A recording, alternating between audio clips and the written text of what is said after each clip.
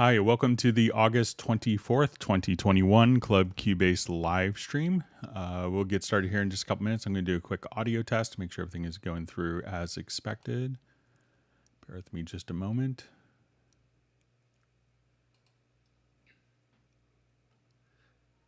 Hi, welcome to the... Okay, sounds like everything is fine on my monitoring computer. My name is Greg Undo. I'll be the host for the live stream. I work as an employee for Yamaha Corporation of America, and I focus primarily on Steinberg products. I'll be the host for the live stream. I'm presenting from inside the United States, just outside of Washington, D.C. area in Alexandria, Virginia. If you have not attended a live stream before, how it works is you can submit questions in advance to clubcubase@steinberg.de or simply ask your questions in the chat field. And we'll try to get through each of the questions as completely and succinctly as possible. When asking questions, sometimes it's helpful if you could tell us which version of Cubase you're running, as well as which operating systems. Sometimes that information is helpful. I will try to get through all the questions as in chronological order. I may, depending on my live chat and how much chat is going on, I may lose a couple of questions, but I may be at sometimes 35 to 40 minutes behind the live chat. So if we could try to perhaps not try to ask the same question repeatedly, if you don't get an immediate response, that would be helpful. Otherwise, it just kind of slows the process down. I want to give a shout out to some people that help with the live stream. So we will have a index with timestamps of all the topics discussed in the live stream that'll be pinned to the top of the comments field. And if you wanted to search for topics that have been covered in the live streams, especially all of our live streams, you could go to cubaseindex.com, and Jan from Stockholm is kind enough to handle that. We have two people that help out in moderation when needed. It's generally, we have a very well-behaved group of followers here. But I want to give a quick shout out to Agent K and to Jazz Dude, who do a lot to moderate if necessary, and sometimes answer some quick questions while I'm trying to catch up. All right. And another shout out to Jazz Dude, who does a lot with the Cubase Nation Discord, which is a wonderful resource of information. So, all right. So we will go ahead and get started. I just see Gareth is just mentioning rest in peace to Charlie Watts. So I didn't hear that he had passed, but it's sad news. Wonderful legacy as a drummer. All right, so let's go ahead and dive into some questions. One other quick note, my wife is also working at home. My son may be coming home from school towards the end of the live stream, so I'll try to mitigate, but I may have some interruptions. I'll try to keep those as brief as possible. Okay. All right, so we see Sable Winters is on the live stream, and also we have Jan from Cubase Index. We have Steve checking in from Kent in the UK. We have Thermonuclear War from Eastern Europe and Serbia. We have Nicholas from Greece. Okay, so we have from Nicholas, we have a question. If you want to bypass more than one plugin on different channels, we can do it by selecting the channels, enable the quick link, and then just pressing the bypass button. But how can we deactivate them? If we hold Alt and click on the bypass button, the plugin will be deactivated, but only on this specific channel. So let's go ahead and give it a try. I'm not sure if there's a way to do this, but let's say if I add a number of plugins, I could come right over here. Let's go to our inserts, and I'll activate the quick link mode, and I'll just go ahead and put a plugin on all of these particular channels. So I'll put a multi-band compressor on. All right, so we just now put a vintage compressor rather on all of those particular channels. So if I come over here, we could now look at this with, let me just put a different plugin so we could show this particular function a little easier. So we have these selected channels, and let's say just a multi-band compressor. All right, so now I'll have multiple stages. And when we look at this, we could actually see kind of in the latency mode. All right, so while we're in quick link mode, and you could activate quick link mode in the mix console just by holding down Alt or Shift or clicking on this particular icon, we could, turn on and off different functions. So if I wanted to turn off all of the plugins in this particular slot, but if we hold down Alt or Option and bypass, what we could do is bypass the plugin, and that will unload the plugin, and we'll see that the latency. So I'll do it on this one particular channel. So we see that now that the latency, the plugin is bypassed when holding down Alt. But I don't know of a way to kind of pass that on via quick link, or that's going to be just done individually by design. So I kind of have the same behavior that you do, Nicholas, but I will see if I'll pass it along to see if there's a particular design element or that's doing that, or if it's an oversight that maybe can be resolved in a future update. Thanks for passing that along. Okay, we have, it's great to see Filter Freak joining us, and Robbie Bowling from Dallas. And we have Jazz Dude, John Costigan from Kenosha, Wisconsin, in the United States. We have the Monk Beats from Italy, and Uno Memento from Finland. All right, and we have Venezuela checking in, and we have Taylor from Pine Grove, Pennsylvania. And we have Matt from London. Matt Elliston. Great to see Gareth on the live stream.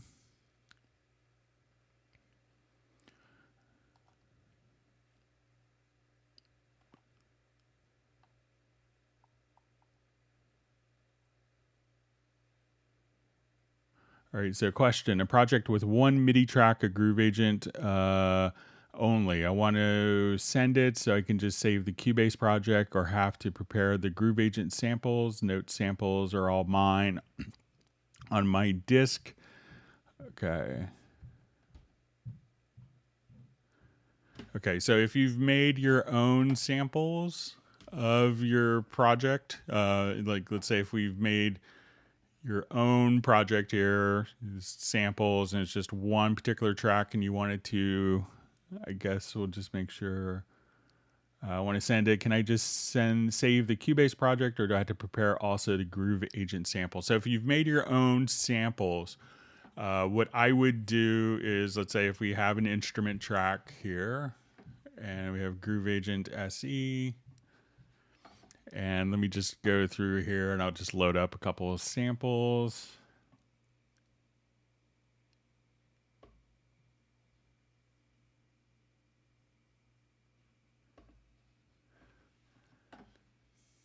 All right, so let's say.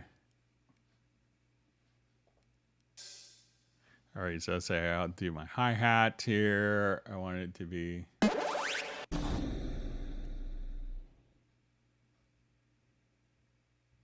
Let's say kick drum.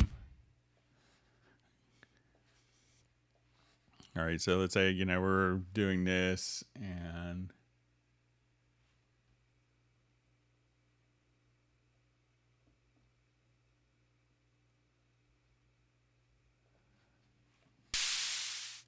all right, so let's say this is my kit that I've made.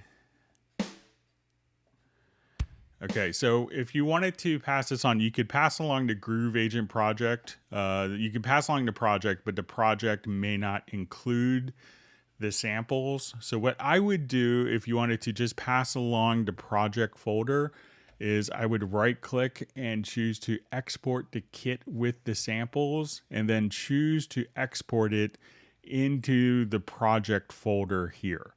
And that way you could just back up the particular project folder. So this is kind of what I do when I have custom like HALion sounds or Groove Agent samples that I'm working with. Is I'll just right click on the agent and choose to export the kit with the samples. And that way, if you're passing on to someone else who may not have the same exact samples that you do, they could just, import the kit directly from the same project folder. So just, give it its own subfolder, like, Groove Agent samples or whatever.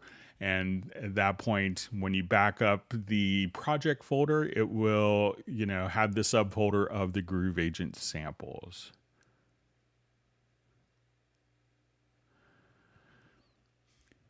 All right, so we see a feature request from Taylor, add group channel to selected channels in the project window. So I think we could do that already. Let me just add some audio tracks.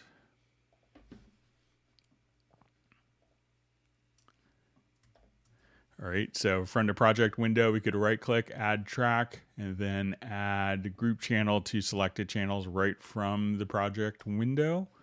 And now as we come over here, these will all be routed to group one. So you can do it in the mix console or directly on the project window. So let me know if that works for you, Taylor.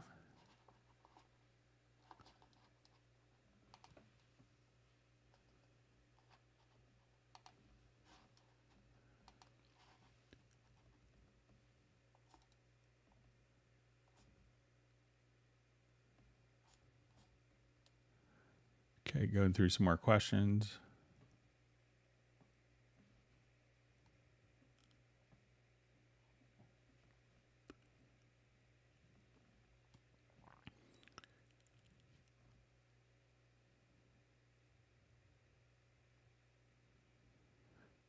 So I just see a comment from Gareth. The kids are already back in school in the USA. So yeah, my son started yesterday. They usually kind of start around this time within the next week or so.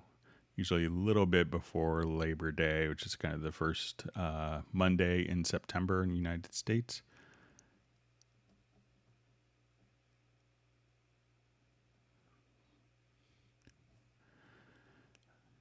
Okay, so we see a question, how can I remove the inherent echo in my headphone while I record with Cubase 11 Pro and the UR44? So really all you need to do is come here to the studio setup. So the UR44 will have direct monitoring. So when you go to the UR24, so you'll see under your audio systems, select your UR44, and then you could just turn on direct monitoring, and then you'll hear the direct signal from the input recorded signal. And that will basically bypass that'll bypass the audio engine, so you could hear direct without any latency. So try again to go to your studio menu, to studio setup, under audio system, select your UR44, and then click on direct monitoring.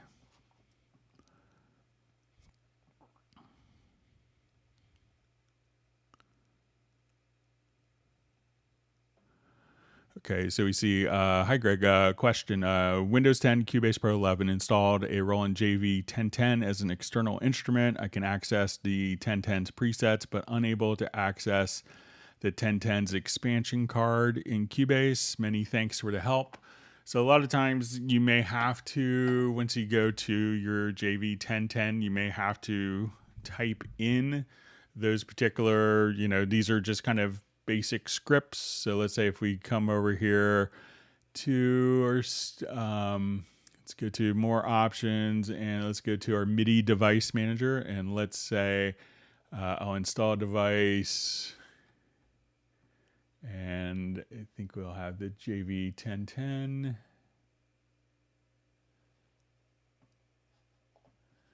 Okay, so once we have this and we've defined whatever port that it's connected to, we can now come over here. We could open the device. So you may have to go through and within the channel, go to the patch banks, and you may have to just kind of follow this particular,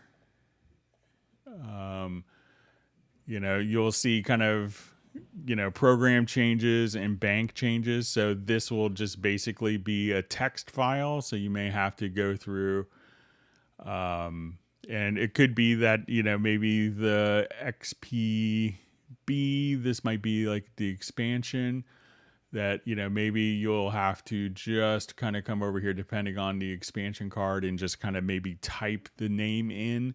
But, here's where you could have access to all the banks. So a lot of times when we do that, we don't have access to all of the particular, expansion cards, but you can just simply add them in as additional banks and be able to access the patches by name.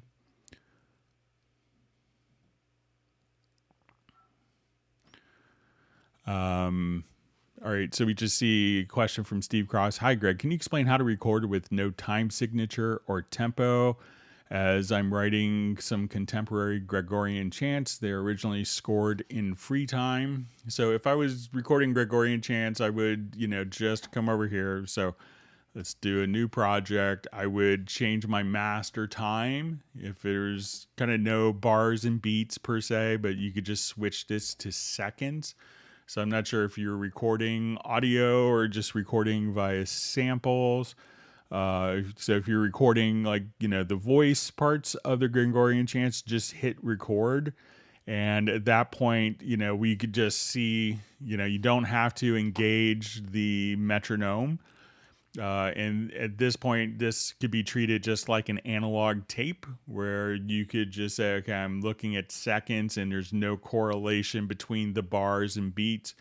And if there's no metronome, you don't have to worry about time signatures or measures. You could just do it in absolute time, which is a common, which is a completely valid notation style you saw in early electronic music like Varese, where you would get notation cues at 52 seconds do this, at 2 minutes 14 seconds do this. But I would just place it where into seconds and turn off your meter. You don't really, if you record this way, it doesn't really matter what the tempo is set to, and just record the Gregorian chants, record the vocal parts or the MIDI just live, and then you should be good with that. All right, it's great to see Michael Pierce on the live stream.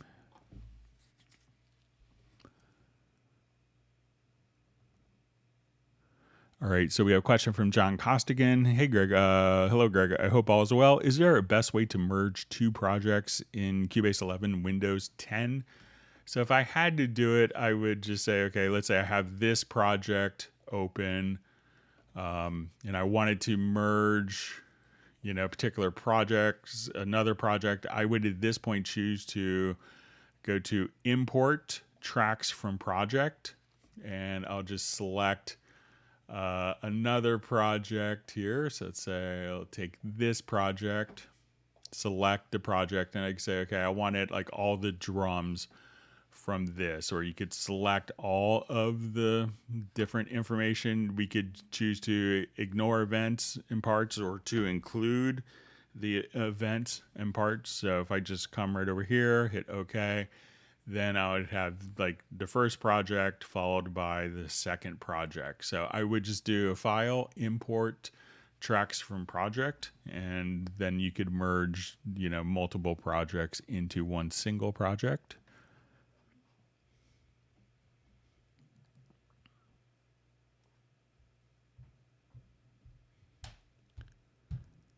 All right, so we have Marvin checking in from Newport, Rhode Island. Hope you didn't get hit too badly with the Hurricane Henri.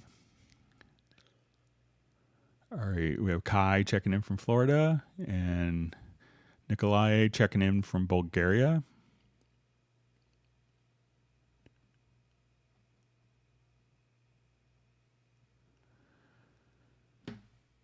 Okay, so it says, I have a question. Are there any ways to generate music in random ways, like those plugins that give you chords, scales, melodies? So yeah, there's a number of different ways of kind of randomizing stuff, and you could have it perhaps a bit random but controlled if you wanted to. So if you wanted, you could use kind of some of the functionality for like the scale assistant, but if you wanted to, let's say if I had a instrument track,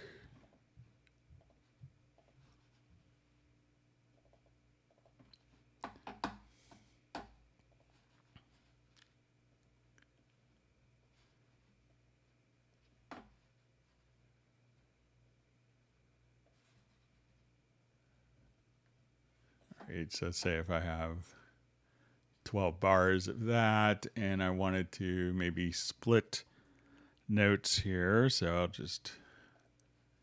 then I could select all the notes, and at this point I could even do stuff, we could randomize. So even when we're over here, we could just say, like on the project window for all of these notes, there's a couple ways to kind of skin the cat.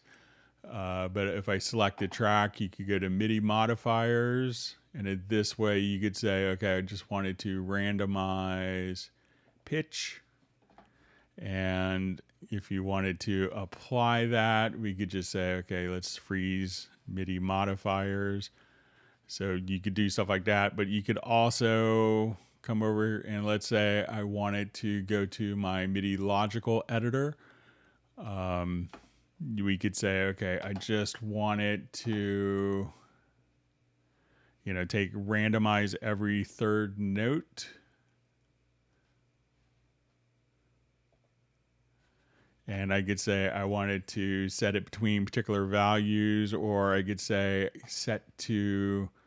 I wanted to take all of the notes. So let's say if I just want to do this from scratch,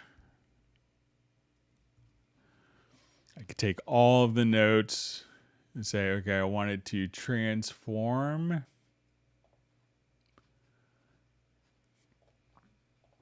And we'll say, okay, we're going to transform our notes. Let's say in value 1, the pitch, we could just transpose to scale. So let's say I want this all to be in D major. So now I could randomize notes, and then you could also, so if I wanted to set it to within a particular scale, but we could say set to random values between 61 and 64. So as I do this, we can now take a look at our notes, and I could just randomize those particular notes. If I then said, okay, I wanted these all to be within D major, I could randomize that. I could also choose to randomize not just value 1, but value 2. So I could say, set to random values between 80 for our velocity and 120. And then you could just have, your velocity randomized. Let me just hit 120 this time. And you could just kind of try out different results for kind of doing a lot of random stuff. Once you have notes in, we could also just say, oh, I wanted this all to be an E major, and I could quantize the pitches. Let's make it all to G sharp minor, melodic minor, transpose pitches, and that will still kind of make it random within a defined scale. So a couple of methods to approach.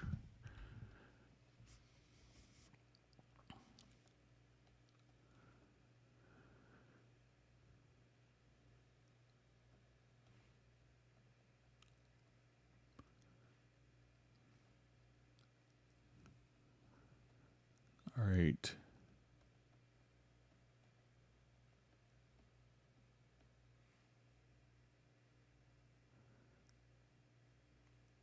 Okay, so just see from Nicholas, Greg will need thing live streams on WaveLab too. If you proceed this request to the Steinberg team, Chris Salim, Dom Sagalis, and you make perfect and helpful videos for Cubase. So, we do answer WaveLab questions on here. So if you have WaveLab, we do not just Cubase.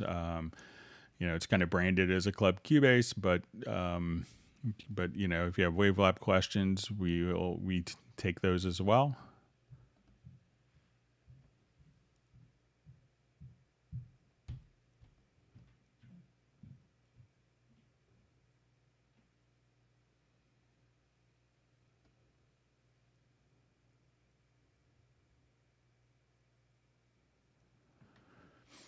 All right. So I see from Matt Smith, I want to be super fast with muting, soloing, adjusting, etc. Any given track I can hear at the moment without needing to scroll around and look for things. It seems like having a controller with faders set to buses seems like the quickest way. Do you have any other speedy track navigation logging skills? So one of the things that, there's a couple ways. I think just kind of, half the battle is knowing where your particular files roughly are. So, if I don't think if you don't know like where the guitar solo is and you go to, if you have a control surface versus using, scrolling up and down using like your up down arrows, stuff like that is, I don't think you gain much speed from a particular control surface. A lot of people, if you come over here and just say, hit Command or Control F for find, just come over here and then just type in the name solo, and then that will take you there. Or just say, okay, I want to come here, type in, not there, but let's say Command F, and say, okay, I'm looking for the bass part. And you could just go directly to that particular track. So if you have a lot of people, when they start working, will maybe work with templates and they will have consistent namings. So you can say, okay, I'm looking for tom, so you may have high tom, low tom, mid tom, floor tom, whatever, but you could just come here and just say, okay, when I go to and just kind of type in tom, okay, so tom 3, boom, and then you could just select the particular track. So I think once you kind of know, where, a lot of people underutilize the search function, but just Control F on the project window. And if you have 200 tracks, you could say, oboe long, boom, and just type that in and it will immediately go there. So, if I'm, all the way down at the bottom of, 30 background vocal stacks, I could just come right over here and say, okay, I just want to find kick, and that's how I spell it, boom. And you could just go directly to that track.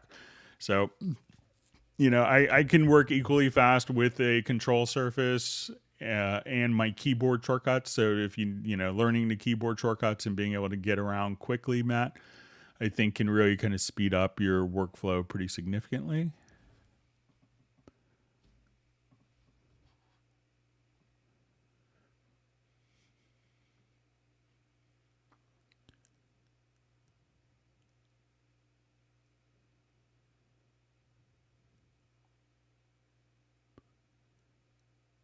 All right, reading through comments here. So thanks for all the great questions.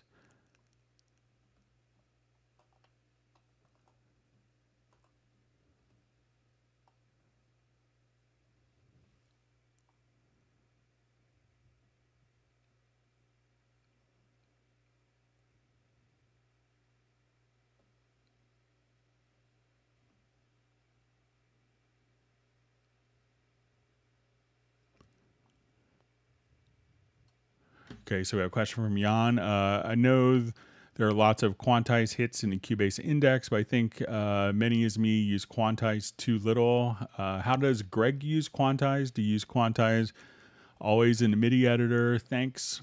So how I kind of usually will approach quantizing something is, I kind of do vocal tuning the same way. I don't necessarily tune everything by default because I have the ability to.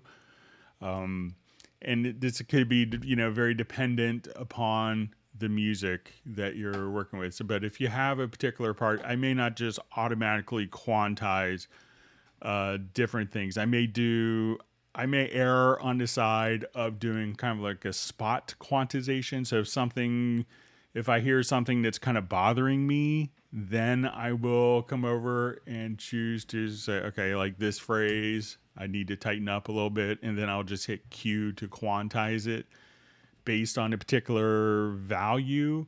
But it could be very genre dependent. So if you're doing EDM, or house music, where it's going to be very definitive, 4 on the floor, it's going to be, where the very strict rhythmic feel is part of the music, where it's basically, written as music that is quantized and people expect to hear everything quantized.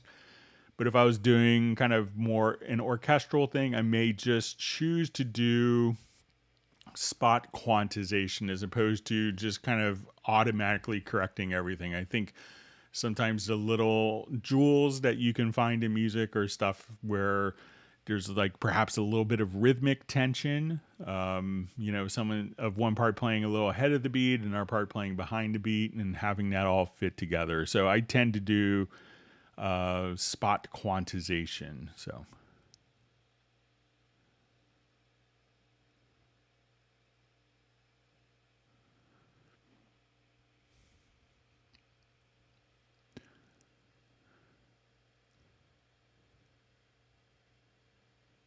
okay, so all right, so we see Brian Sawyer on the live stream. Thanks for joining us from North Carolina. Okay, so we have a question. Hi again, Greg. Which processing precision would be better for production? What is pros and cons of 32-bit and 64-bit?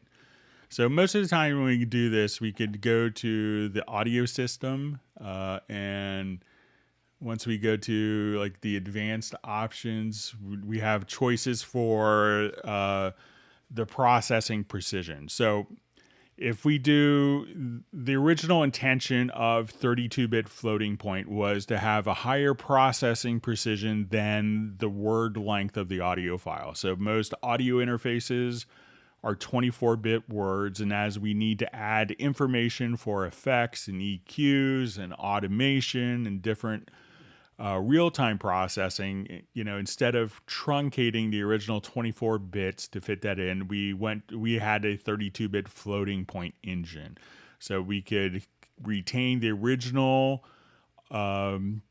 information without affecting the quality of it, and still have the original recording quality at 24-bit, and then have the effects without affecting the integrity of the original audio. So recently, Steinberg introduced a series like the AXR4 or the URC series, which feature 32-bit converters, not a 32-bit floating point, but a 32-bit integer converter. So once we've done that, we have to, if we wanted to maintain the original sonic integrity of the 32-bit recorded audio file, we would need to have a higher resolution. That's what the 64-bit floating point does. Many people, and it could be very specific on the genre of music, where, if you're doing kind of like an AC/DC type track and you did it in 32-bit float and 64-bit float, you may not hear the difference. If you're doing maybe an Alison Krauss squeaky clean Americana, lots of acoustic instruments with long reverb tails, then you may hear the difference. So 64-bit will sound a little better. It is very subtle. When we first kind of came out with this, with the option, I have a friend named Greg Lukens who has, golden ears, and anyone that knows him can verify this. And he's actually a blind mastering engineer who has probably the best ears in the world.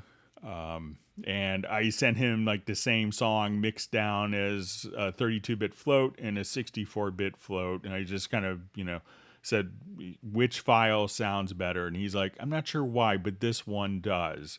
And he immediately picked out the 64-bit floating point. And he has Meyer X10 speakers like in his mastering room, which are, $85,000 a speaker, I think. So, he has a very critical monitoring environment, not everyone has Greg Lukins's ears. So it could be very, it could vary depending on your material and if you have a proper room to listen to. But if you're doing like really kind of critical audio stuff, the 64-bit float precision will make a difference.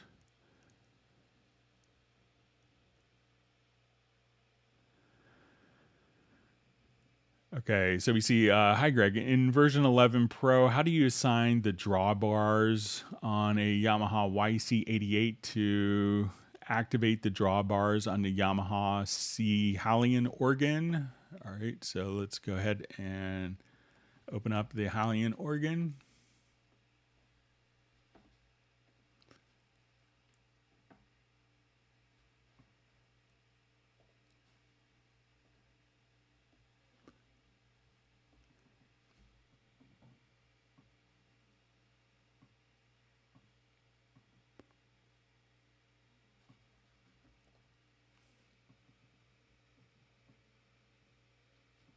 Okay, so we'll just open up a Model C.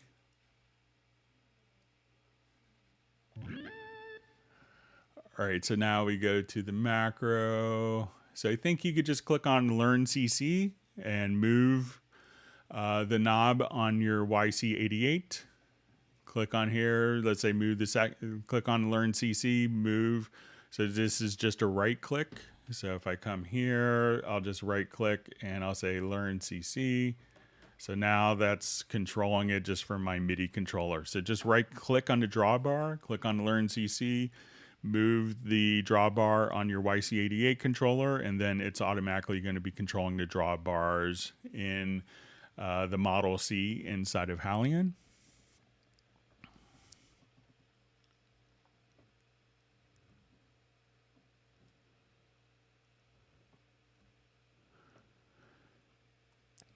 All right, so you see, can you import MIDI or audio tracks into Cubase from another DAW? So yeah, generally, it has to be kind of, you could take an audio file and import it, and most DAWs will have the ability to have time-stamped recordings.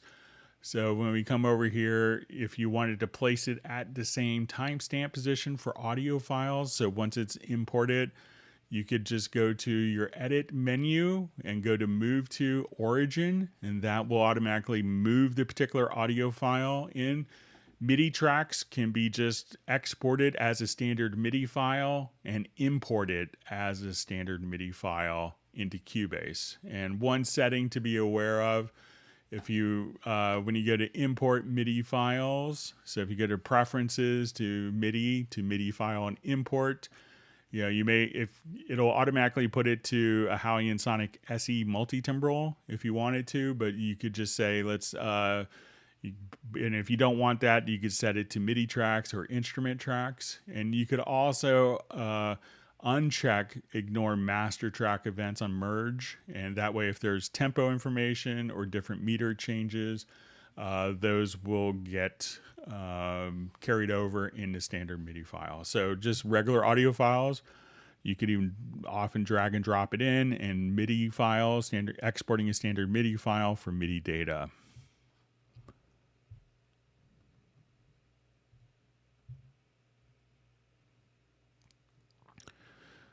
Okay, so we see question. Hello, Greg. If I have two projects open, only one is activated. Is there a way to switch between the projects and activate it and deactivate multiple projects? So you could have one project activated at a time. So as you have multiple projects open, if you come here, you could just go to the Windows menu and activate it, and that deactivates the other project.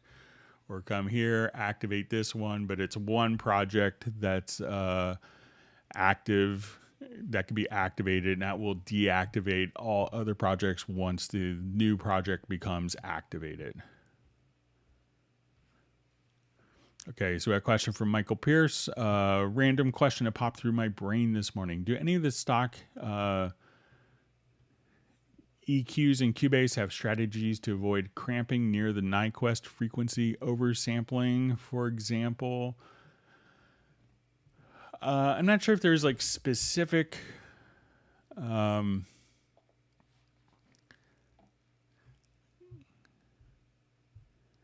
So I'm not sure what you would consider a strategy to avoid cramping near the Nyquist frequency for oversampling. So a lot of people sometimes, just activating, like, when you go to frequency, for instance, like as you're kind of, if you couple this, having the linear phase, sometimes people activate the linear phase mode to kind of get around that. But I don't think there's a specific strategy for, to avoid the cramping near the Nyquist other than just kind of user settings. All right. All right, so we see Dan Freeman checking in from Atlanta. We have Pablo on the live stream. So glad you can make it today. All right.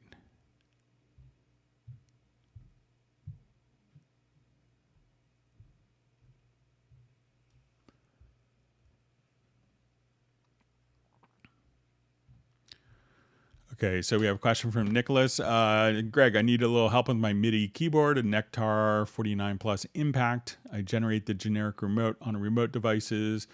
I delete them all to make changes, and now I can't reset it. I lost the settings. Well, if you deleted it, you may have lost the settings. So say we go to your studio setup and we go to the generic remote. What I would do always, if you spent a lot of time setting up a generic remote, is just to come over here and just to export it. And that would be basically an XML file that's a preset for all of the configurations that you've done. And that way, if you delete it, just come over here and import it. But if you specifically deleted the file, it might still be, in the, generic remote presets, but if you specifically deleted it, there's a good chance it could be deleted. But in the future, try just to export that, and that would basically save it as a preset, and that could be imported into someone else's system.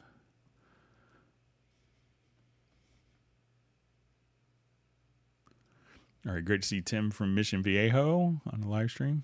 And we have Crystal Bax checking in from Hamburg. Thanks for joining us.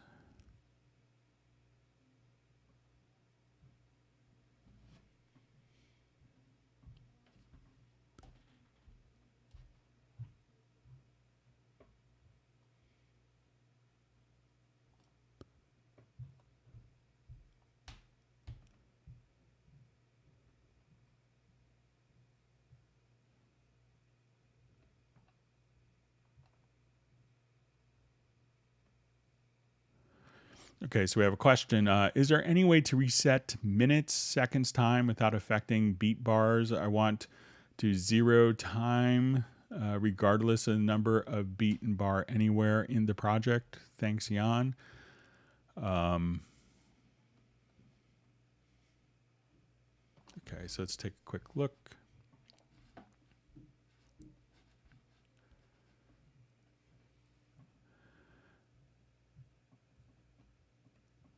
Okay, so I'm going to just add a ruler track here at the top.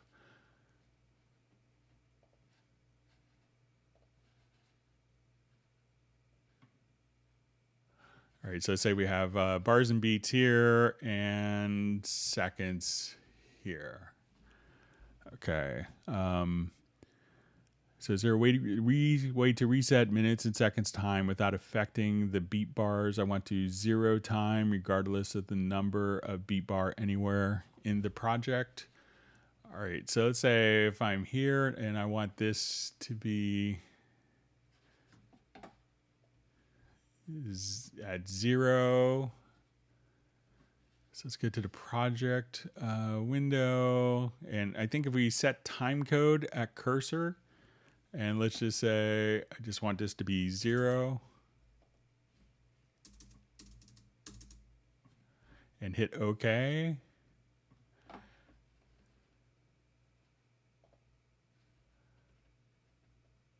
So right at that position in time, we could have it just go to, 0. So maybe if you want to give that a try, Jan, see if that does what you want to. Just set the time code at the cursor. So we're still at measure 93. But when we go to our time, we see that our time here is at 0. So we just kind of did an offset that way. So let me know if that's what you want to accomplish, Jan.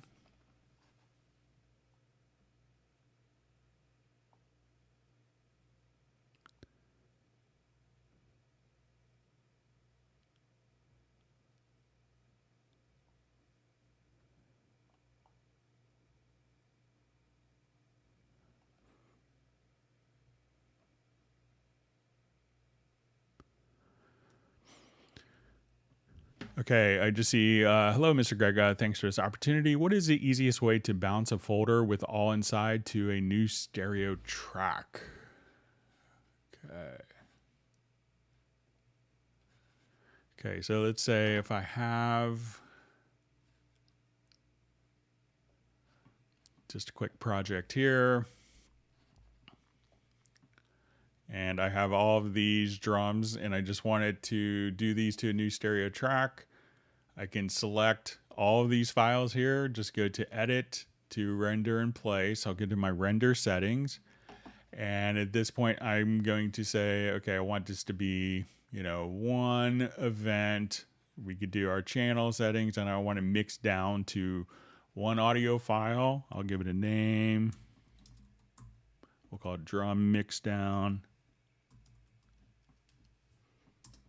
We could choose the path and then just hit render.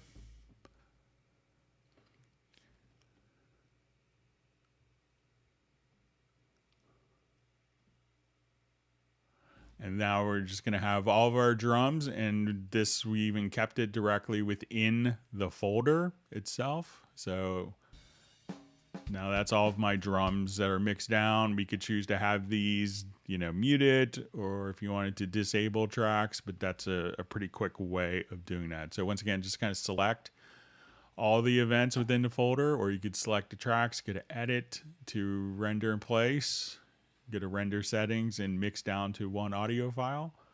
And then that's a pretty quick, easy way of doing it without having to go into Export Audio Mixdown.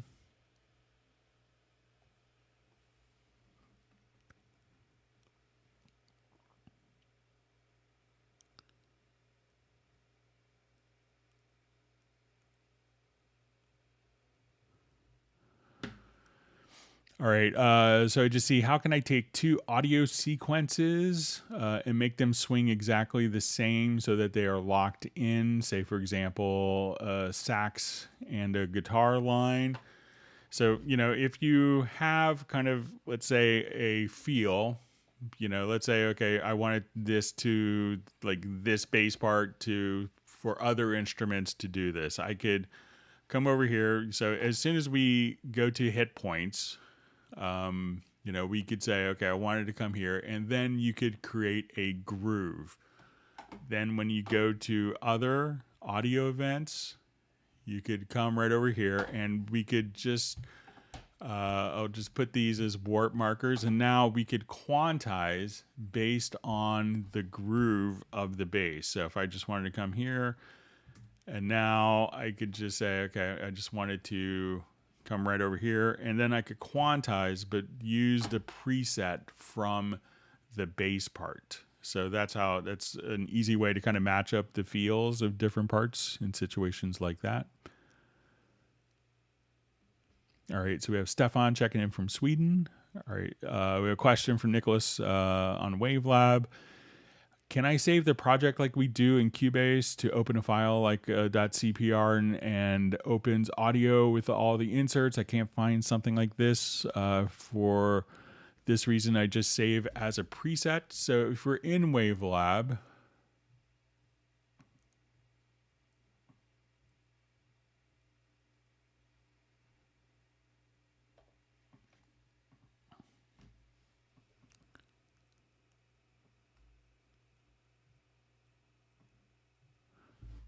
okay, so you could have the inserts automatically, like all the effects automatically saved. But like, let's say if I just wanted to come here and I had a number of different files with my settings, just come over here and do a save as.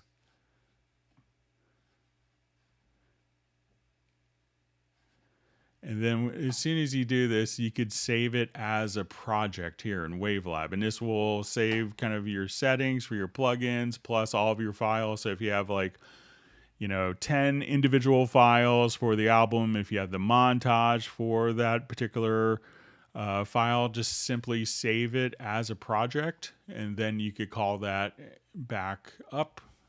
So it's not exactly like a Cubase project, but then all the files that you need to work with that particular mastering session can be just saved.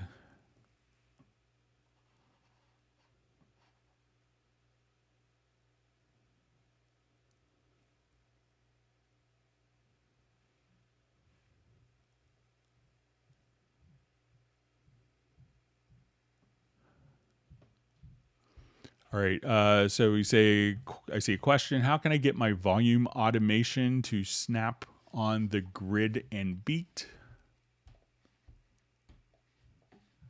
All right, so let's say as I draw in automation, so, automation will probably be just written directly, without applying like, the snap. So I'm going to have snap turned on here. And now as I go to draw in, let's say I wanted this to be on quarter notes. So let's say now as I move, let's say if I just come here, I can only move the event based on quarter notes here. So you could kind of freely draw stuff in, but as we go to move the events, so let's say I can't necessarily move this in between, measure 29 and 30, but if I set my snap to beat, I can move this freely. So once you have kind of like an automation point, then as you edit it, it can be snapped to whatever value you want that you have the snap activated.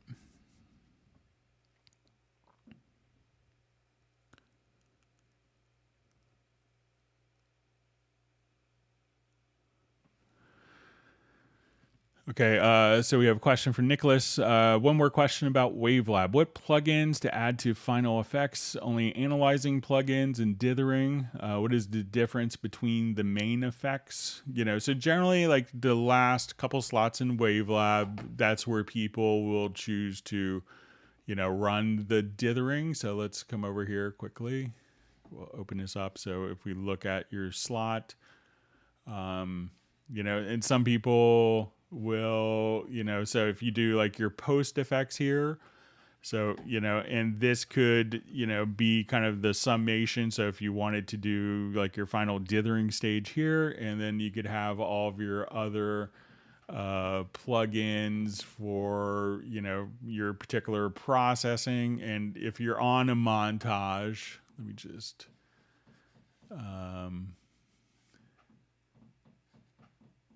say I'll just come over here. You could, and once you're in a montage, you could have effects on a clip, just on a selected region, or if you wanted everything to go through here, and then, but generally this is kind of going to be more reserved for, dithering. Some people will run maybe, like a limiter there, but generally it's just going to be primarily reserved for dithering is kind of the intention, to take all of the different effects and be able to dither it final there.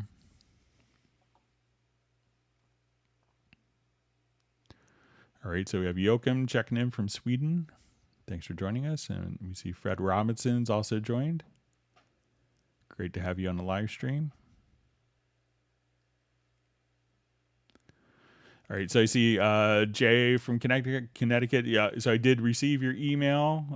So thanks for taking the time to send that. I did pass it along to my colleagues, so we'll see if anything comes of it.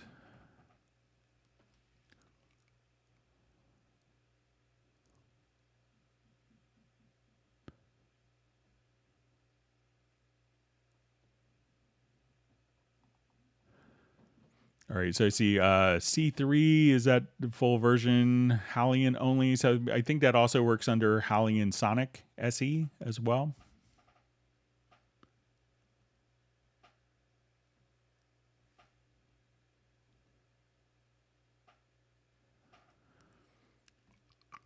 All right, so I see from Sven Isaacson, can I use Mackie control protocol in WaveLab primarily for transport control? There is a remote devices tab in preferences, but I'm a bit of a loss of how to use it. All right, so just get WaveLab open again here.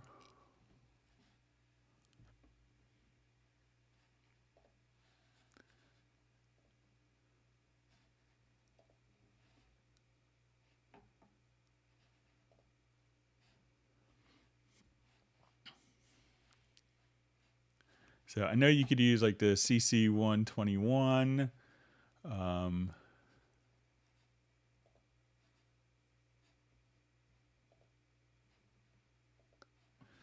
But I think if you wanted to just do...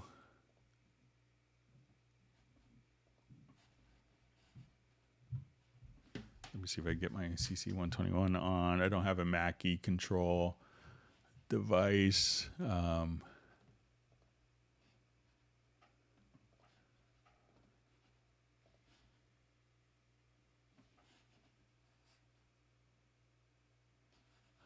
So I don't think it may work like as a Mackie control because, but I think you could basically assign,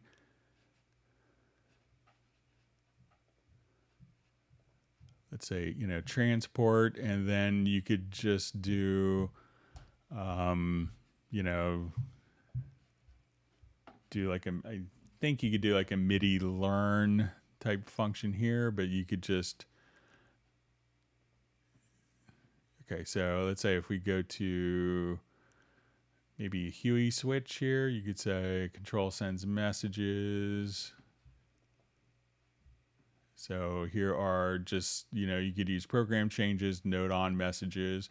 So even if you went in Cubase and maybe just did a MIDI learn, or, you know, did a the MIDI monitor just on what MIDI messages, but you may also just try Huey switch and see if that will allow you to access the controls.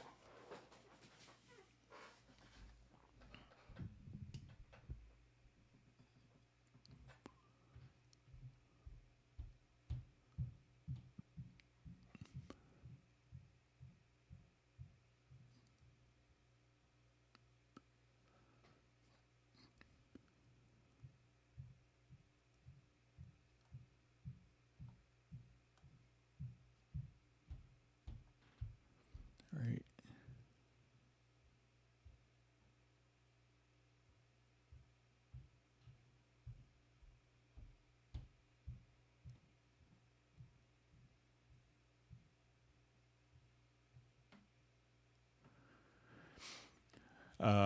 So I just see from Rob's, thanks, Greg. I have the YC88 drawbars activating my HALion Model C.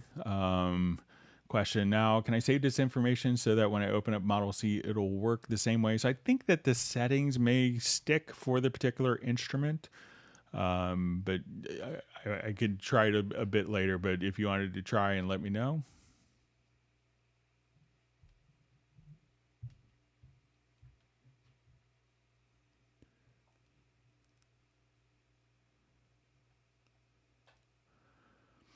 Okay, so we have a question. Hi, Greg. If I've used tempo detection and set a fixed tempo for the entire project, I now would like to drop tempo for the outro. How can I achieve that? Thank you in advance. Okay, so let's go ahead and take a look.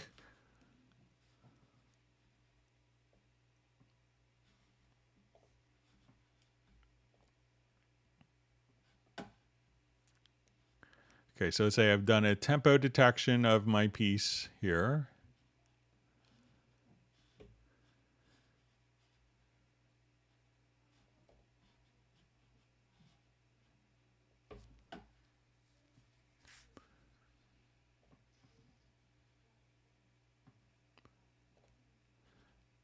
All right, so now Okay, so let's say we've done a tempo detection, and I'll just put in like where my downbeat will fall. Okay, so let's say, and I wanted this to follow perhaps like my, I wanted this to be able to follow any type of processing. So I'll say set definition from tempo. Okay, so let's say now, so we have this playing back a perfect, let's say 140 beats a minute.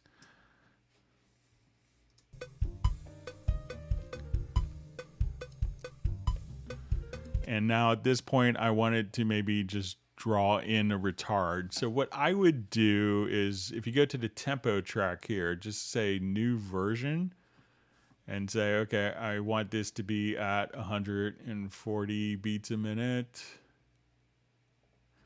And like from here to here, I now wanted to draw in, a retard. So if I just activate this and say, okay, now as we do this, let's just draw a retard in. So we'll be kind of at our normal. Let's say I'll just change this value here up to 140. And now I just want to draw the retard in. So this way you could have kind of multiple tempo tracks to work with. So you could have the original and then just an alternate tempo track. And the file will kind of behave and follow whatever tempo track you want. So if that's kind of the path you've gone down, just try doing track versions of tempo tracks.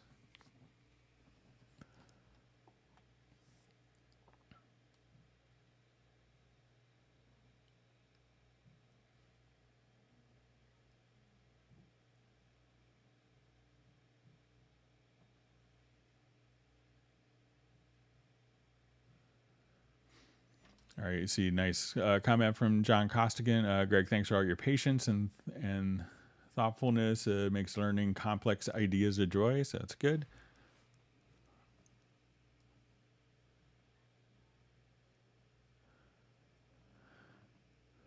Okay, so I just see about generic remote. I lost the default values. I delete them all to rewrite them, but I cannot.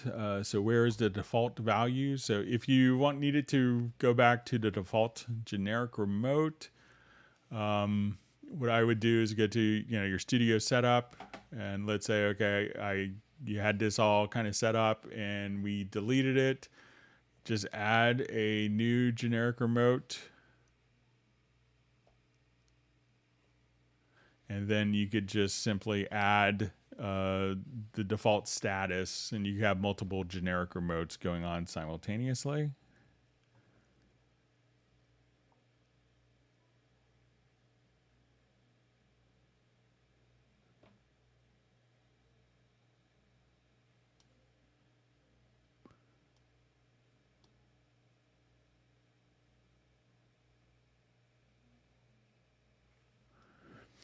All right. So question, is there a chance to use an external effects in insert with a dry wet parameter in Cubase? Example, Blue Cat Patchwork could open a Cubase external instrument in order to use its mix capability.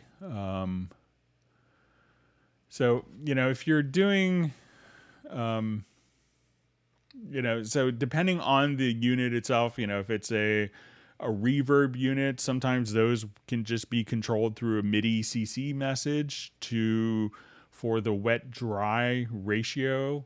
So if it could be controlled that way, you could set up an external CC message to do it. So let's say if I wanted to come here and we've set up an external effect under our audio connections, and we go to your external effects here. And another method that you could do. So let's say I want to come here and I wanted to have my lexicon.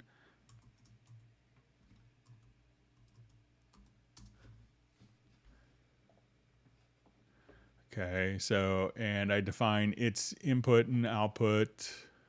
Okay, so let's say at this point I'm going as an insert, and I go to my external plugins. Let's go to the lexicon.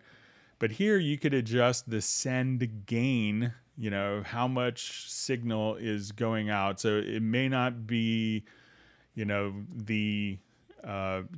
so once we have this going, you can send the amount of signal going out, but it's, you know, but Cubase is sending signal to that particular unit. A lot of units, I know I have like old lexicon LXP1 and LXP5, you know, through a MIDI CC message, you could send, you know, I could remotely control a sysx parameter to adjust the wet dry ratio of that through MIDI. But, you know, but if you wanted to have the wet dry, you know, you may want to just simply control, I would, you know, run it as a particular send effect. So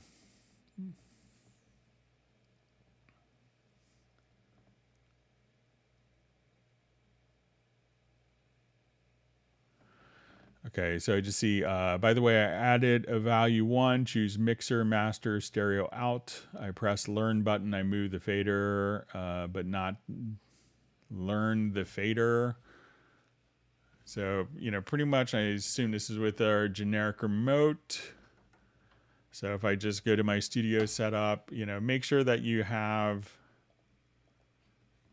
you know, it's really the top where you want this to go, you know, so you need to have this selected at the top. So if you wanted to send a MIDI message for, you know, fader 4, this is where the learn is going to be, and it's not based upon what selection is down here, but what selection is at the top. So make sure that you have that. And as I adjust my MIDI CCs here, we can see that it's automatically capturing that.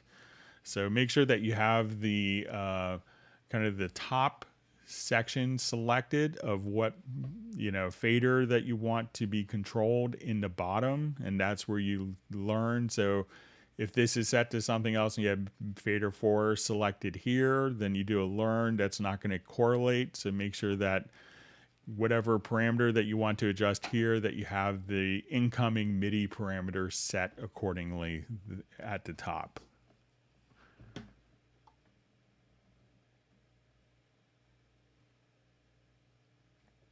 All right, wonderful to see Michael Teams from Weatherford, Texas on the live stream. We see the virtual ice cream is going to begin for everyone. It's always fun when Michael joins.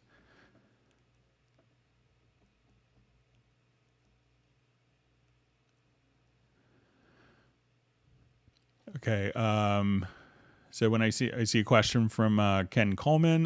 When I used a pencil tool to draw a volume curve at the top of an audio track, it only dots and not a freehand curve. Okay, so yeah, so if we're on top of the track, you know, we have kind of your pre-gain volume. So, you know, if you add, so it's kind of intended more, and this is kind of an older editing paradigm from, you know, early Cubase versions of dynamic events, it was called. And if you needed to add more of a curve, and this is all kind of pre-fader gain, but if you needed to, you know, have more traditional automation with curves, you know, here you could use, you know, like different curve automation points on the automation itself. But the intention here is like, you know, to have kind of gain control to regulate volumes and like, you know, to take out breaths and stuff like that. And if you want it more creative curves, to do it within the automation lane.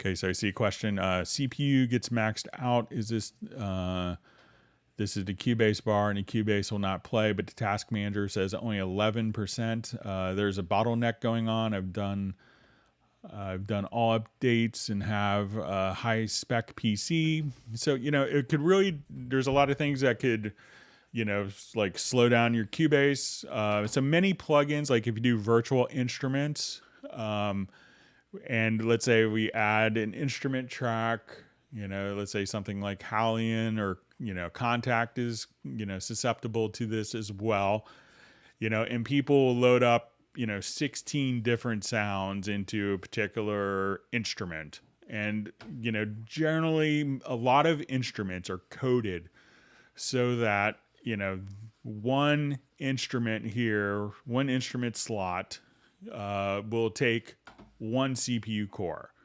So depending on how your project is set up, I see some people load up, 32 instruments in an instrument, 32 instruments in one instrument.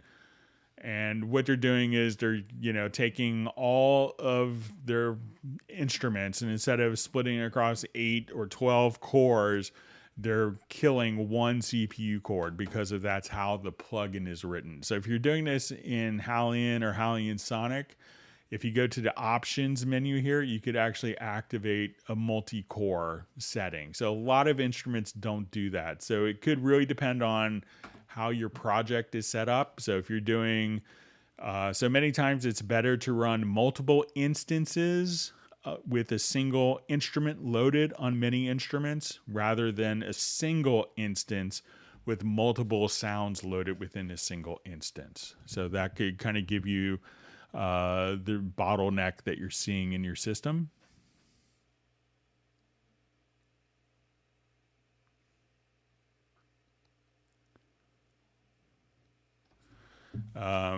So I just see from Fred Robinson, hey Greg, did you talk to your friend about releasing Beatles or Stones yet? Yeah, I've had discussions with him on it, so I'm sure he would love to have someone record it. So you get paid a lot for it. He's written songs for, a bunch of huge people and #1 hits and stuff like that. So I'm sure if he, could get it, I think last time I talked to him about it, he was, trying to get it for use in some movies. But I know he did an album. If you look under Vince Melamed, he did an album of some of his songs I had demo tracks for. But I don't think it's available yet. I'll make sure to invite him for next Tuesday's Zoom meetup for the end of the month. I'll see if we can get Vince to make a public appearance. All right.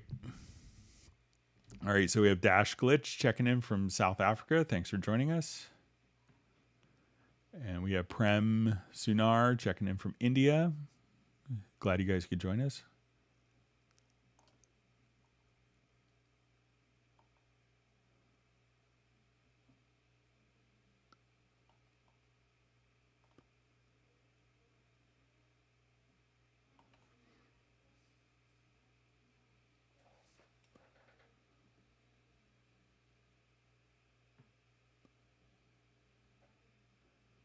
We see Michael Teams is dutifully distributing ice cream today.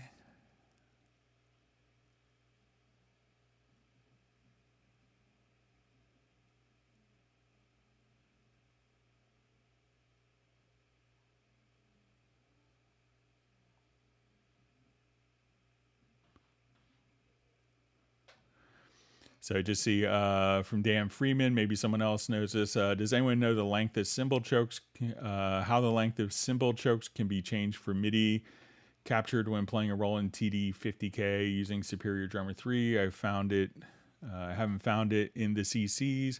So, one thing that you could try if you can't find the message, let's say if you add just a quick instrument track here, and if you're still kind of unable to find it, just come over here to the MIDI inserts and go to MIDI monitor. And then just kind of hit the choke, and you should see that incoming MIDI message kind of displayed there. So I don't know what it is off the top of my head. I don't use Superior Drummer anymore.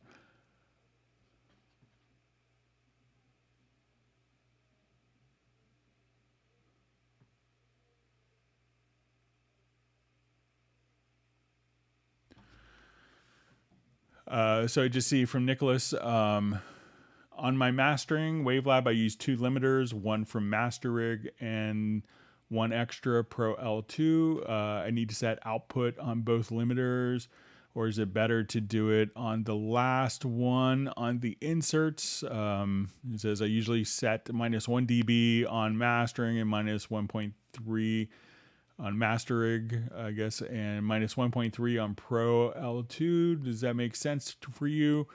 You know, that does make sense, you know, but how the two interact could really depend upon the source materials. It's not always, it's always kind of hard to give a answer if that makes sense, but if it sounds good, it's good. So.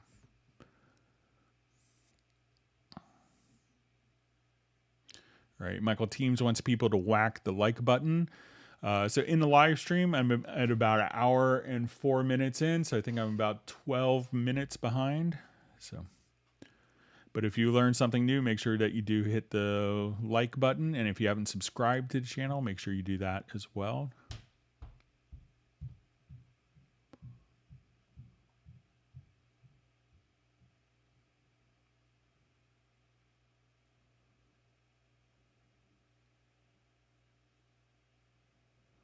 All right, great to see Mandy Lane was able to make our live stream amongst many other live streams today.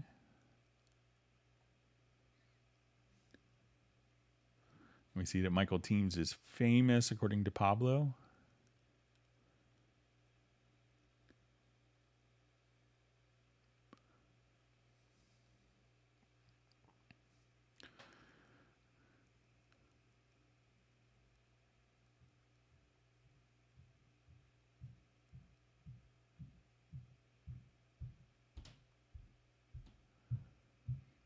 All right, so we have a question from Dan Freeman. Greg, is there a way to select a range of a song and see what the total time of that range is? All right, so let's say I select my range with this song. If you look at the info line here, you could see what the range length is. And if I just wanted to set this to seconds, we could see that as I select a range here, that we have like 2 minutes and 6 seconds. If I want to select that range, we have 3 minutes, 11 seconds. So at this point, as we do this, we could just look at the range length parameter on the info line. So as soon as you do that, and if you wanted to see the time represented in bars and beats, seconds in SMPTE time code, you could just come right over here, select that particular range, and then whatever your master timeline is set to, at that point you could see the length of the range selection right there. Also, Dan Freeman was just asking for a KVM switch, if anyone had any recommendations for that.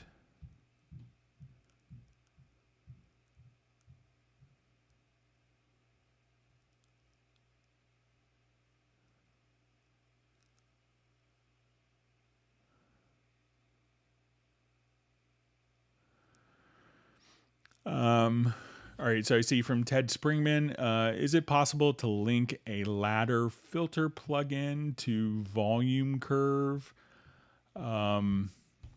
So I don't know of a ladder filter plugin that would respond to the volume curve. I guess it could be, you know, I suppose it's possible for a plugin to do that. I don't know of one off of the top of my head that does it.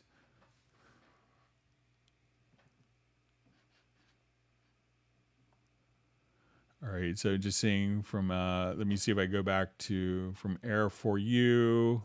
See, I think I may have misunderstood his question. Let me see if I could scroll back without losing.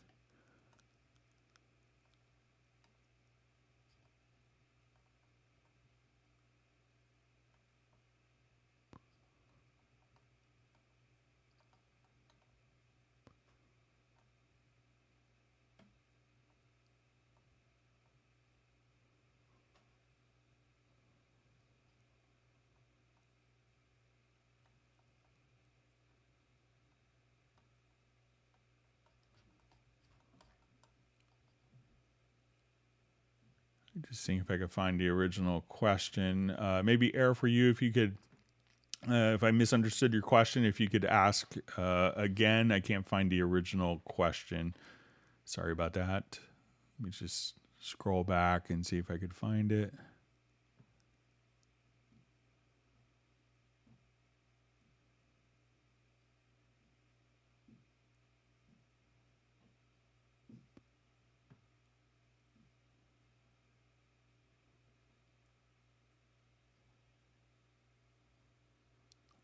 Just reading through all the questions again, make sure I didn't.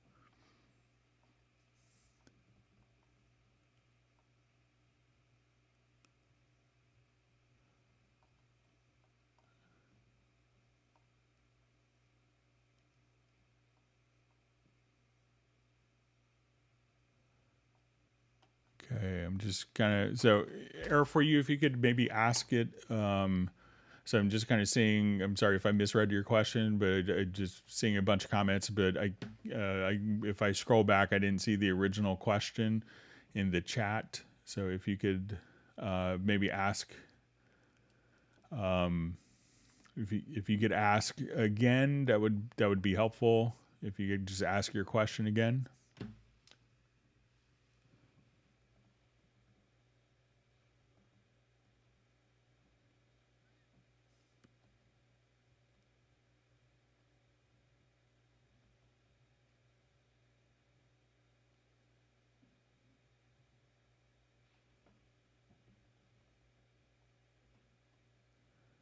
All right, we have Andy checking in from Riverside, California.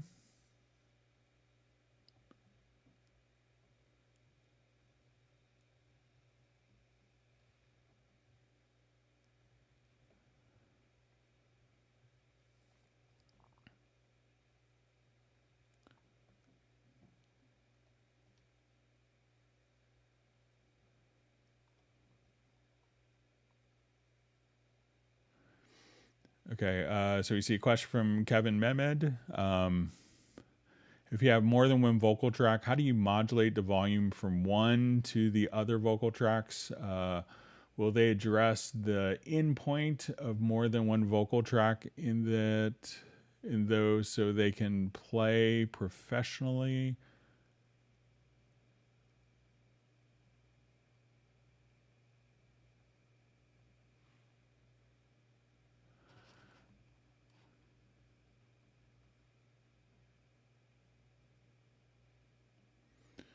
Okay, so let's see if I can figure out your question here, Kevin. So,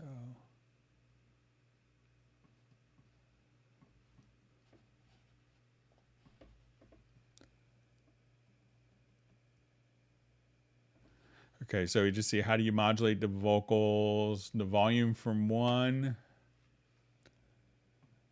to the other tracks? Will they address the endpoint of more than one vocal track so they can play professionally? So, Kevin, is there any chance you could maybe re-ask the question? So I'm just saying, so if you have more than one vocal track, so let's say if we have these vocal tracks here, so, how do you modulate the volume? So, I mean, it's probably just going to be set up where, you could just have your fader set for each of these. So I'm not sure if it's like, if everything is spread across, perhaps different tracks.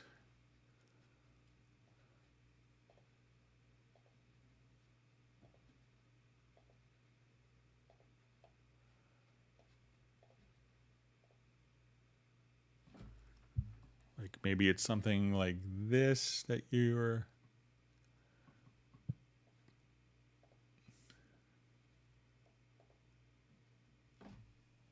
just.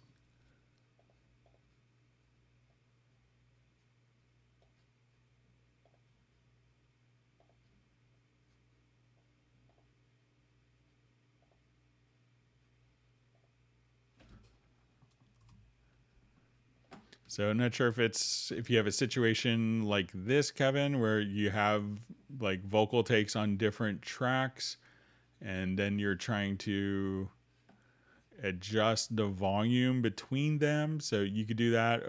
What a lot of people, if you're in this type of situation, do is if you actually now just come over here and you can move all the contents to one particular track. And if it's, so I don't know, you say when you want the vocal track in so they can play professionally, what that means.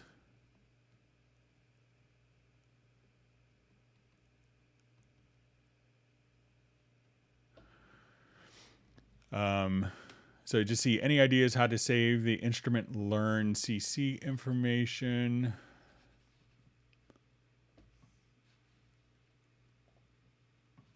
All right, so let's try again.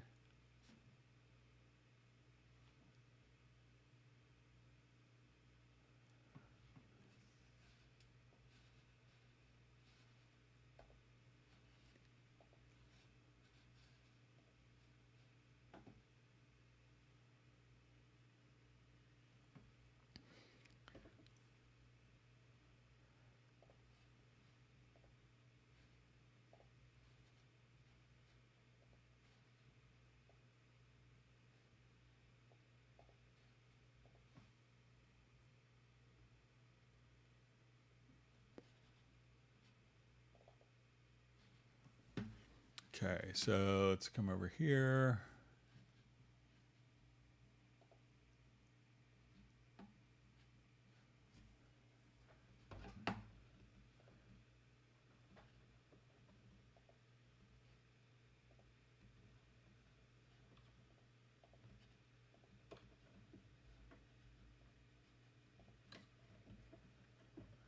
Okay, so let's say if I just store this as a preset.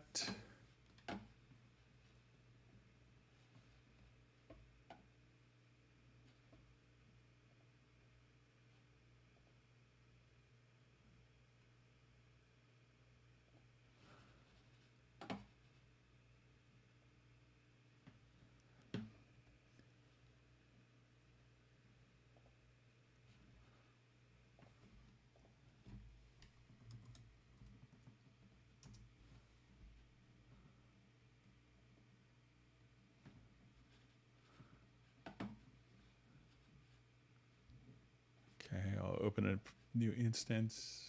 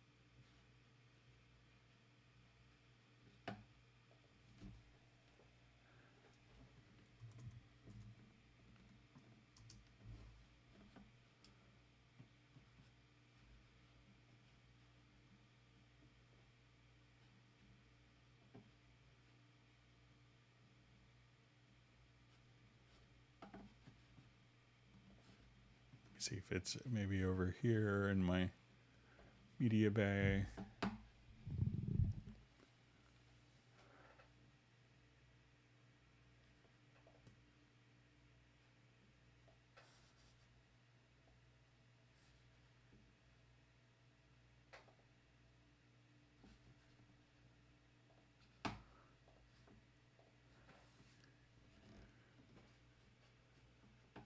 Okay, so I'll come over here to the macro.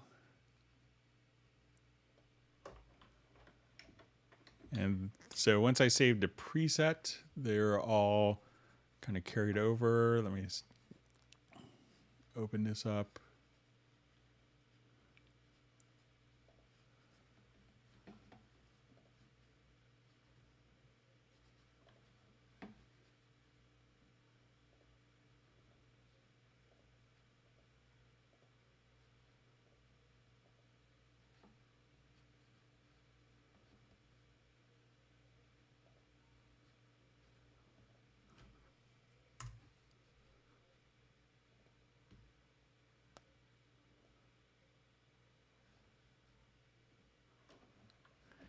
Yeah, so I think if you save it as a preset, that you could just have that will automatically be stored within a project. But I could play around with it some more for Friday's live stream to see if there's a way to save it kind of globally for that.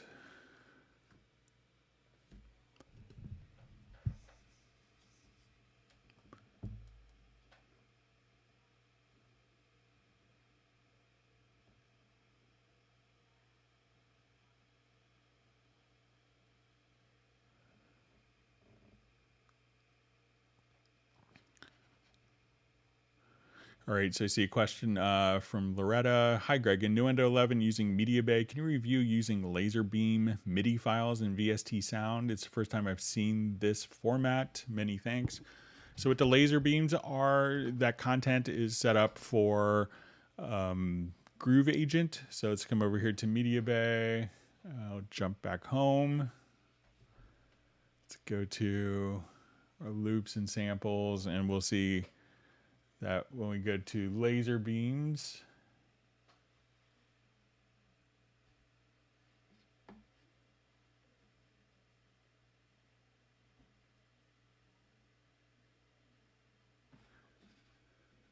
so I think if we come over here to our VST instruments, then to Groove Agent, we'll see our laser beams here. So we could have, you know, so those might be just MIDI files or presets for the particular instrument. So if I come over here, we could load up Haywire, and when we do that,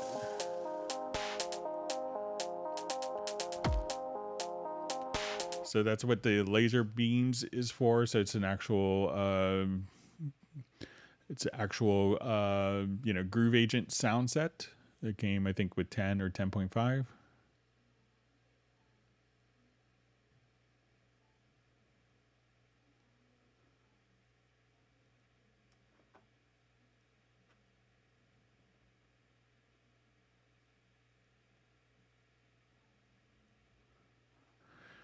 All right, so I just see from Kevin Mehmed, always have problems when switching between headphones, Bluetooth to corded. So, you know, it could really depend on your headphones, how it does it. You know, generally for like audio production and doing recording, you know, if you can, always try to work with corded headphones, because the Bluetooth headphones will introduce latency. So, you know, you don't want to add another 43 milliseconds of latency just because of the headphones. So if you can use wired headphones, always do that in studio context. You know, Bluetooth is, the latency is probably fine for listening to music or watching something on, you know, Netflix, you know, something like that. But for recording, I wouldn't work with the Bluetooth headphones.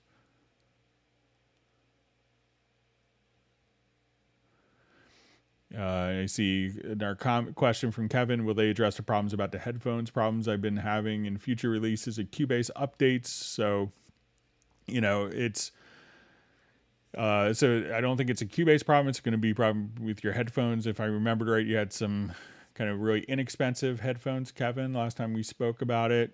So, and, you know, Bluetooth will have, you know, if the headphones themselves aren't switching, it's not Cubase's that's really doing that. It's the headphones themselves.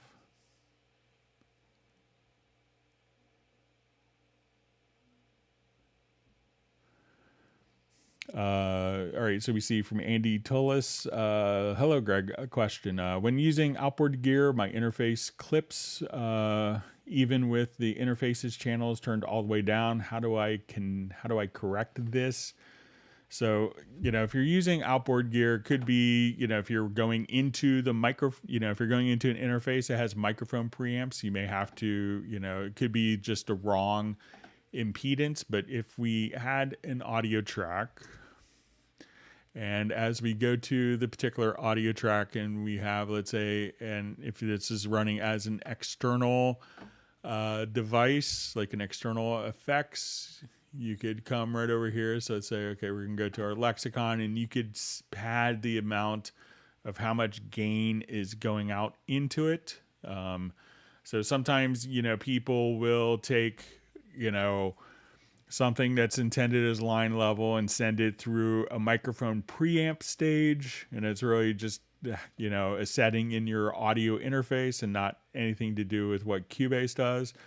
If you're, having additional problems, like, maybe like the track is sending too much gain, if you go to the EQ section, there is a gain switch here, and you could attenuate or add up to 48 dB of gain in the pre section if you need it to as well. So you could pad there, but if it's going to be set up with the the audio interface, is set to the input is set to work as a mic preamp, that could, be sending the wrong level, and there's not, it's up to the hardware to be able to do that, to switch between them.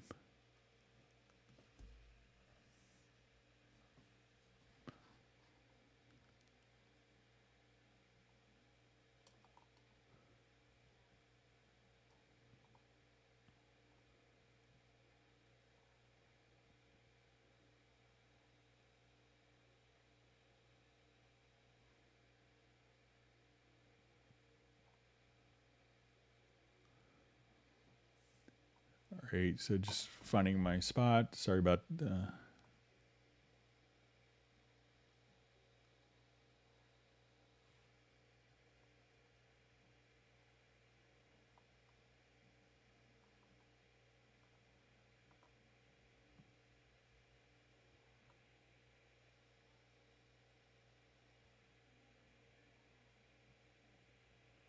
Okay, so I think I'm close to finding my spot here.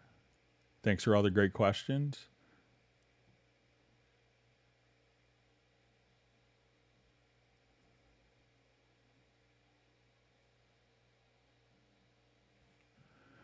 Okay, so to see a question, hi Greg, about CPU usage. Is it true that Cubase needs CPU threads more than CPU cores? Like, the more threads you have in your CPU, the better the performance. So generally, if you have, if you had the choice of choosing between a higher clock speed for your processor and more cores, you probably get slightly more benefit out of a higher clock speed. But, if you had like a really slow clock speed, and, the ideal solution is to have a lot of cores with a really high clock speed. But if you had to err on the side of one for better performance, it would be kind of the clock speed of the processor over cores. Cubase can allocate between different cores. Some plugins don't necessarily do that as easily. But it could really depend on what type of projects you're doing. If you're recording a band versus doing, I'm a composer playing back 3,000 tracks with convolution reverb and Dolby Atmos, that could have different CPU requirements.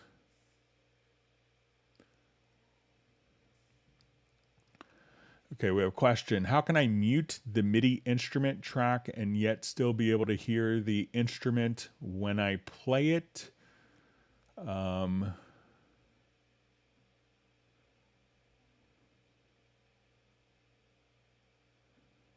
So if you wanted to, let's say if we had... all right, so let's say if I have a part that's recorded here, so let's say... All right, so if I wanted, So if you don't want to hear the event, I mean, you could mute the events, and as long as this is like monitored, we could hear the part. So if you wanted to do it like that, but if you mute the event, that's muting the audio path of the instrument. So maybe mute the event itself as opposed to muting the track, and see if that will work for you.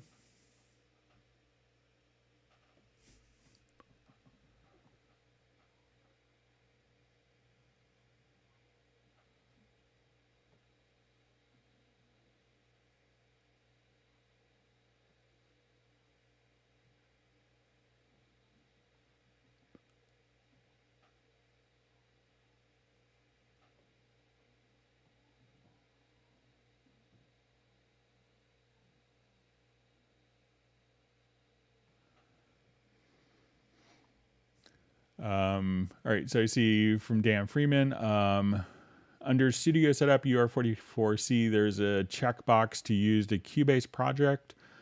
To use Cubase project, DSP mix scene, but where in the project can you select the DSP mix scene? So I have just a UR24C, which is similar, but let's come over here. And, and if this is like, I want to be able to access the onboard DSP. And I think if we go to the audio connections, let's go to the control room, and I'm going to choose, this is kind of a goofy thing with that Yamaha Japan has done. So if I don't use the control room and wanted to access the inputs and outputs, I could come here, let's add an audio track. And now that I select my input, it's going out to my stereo output. I could go to my UR24C input here, so I could adjust whether I want phantom power, a high pass, low pass filter, or flip to phase if you wanted to have your insert effects, or if you wanted to have like your built-in reverb for monitoring that's powered. So that's kind of the DSP that's on the particular interface. But let me know if that's what you want to accomplish, Dan. So it could be that you have to go to the audio connections and define the speakers as the outputs as opposed to the control room. And I know we've tried to get Yamaha in Japan to fix this for a long time, and I don't think it's happened yet, but we'll keep working on it.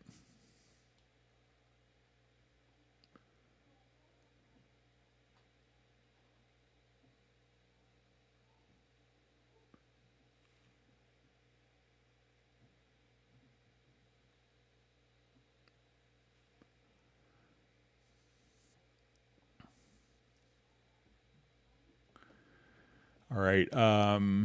I see. Hi, Greg. Can I copy the velocity data from one track to another and just invert it? High becomes low, low becomes high.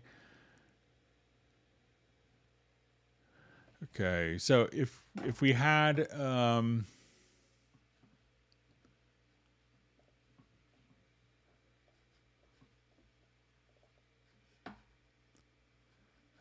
just put some notes in here quickly.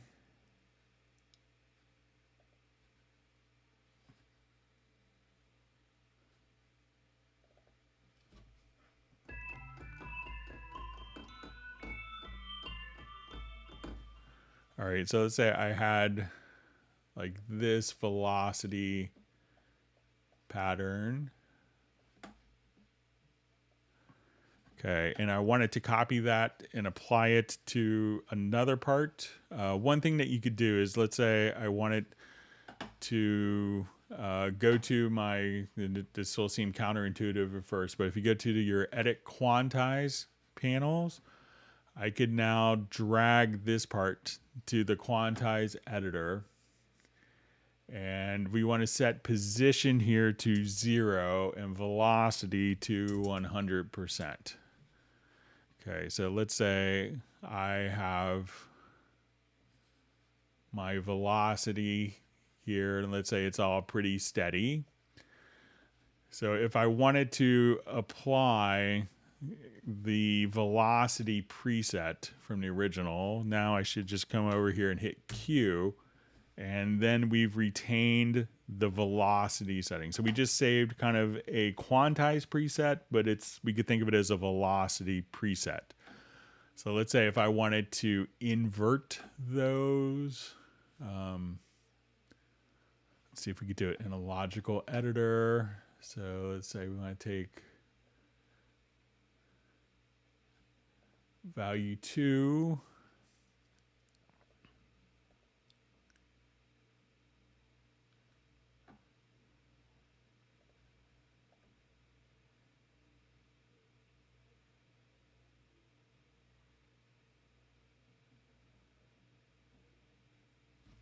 So I don't know a way to invert. I mean, we could invert like the position, but not necessarily the velocity value, since it's not kind of on or off.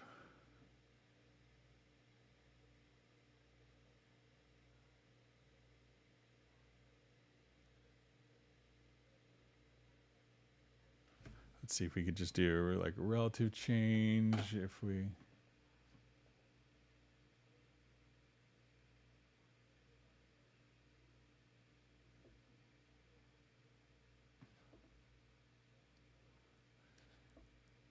So I don't know a way to invert the velocity other than kind of manually doing it. I mean, we could say stuff like above a certain threshold, adjust to this, but not necessarily inverting the velocity. But let me just try.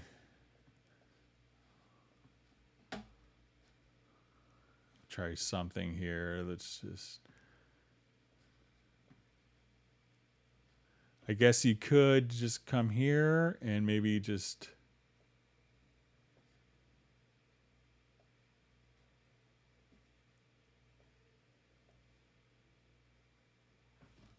Doesn't look like that's doing what I want it to. Let me just see if we could...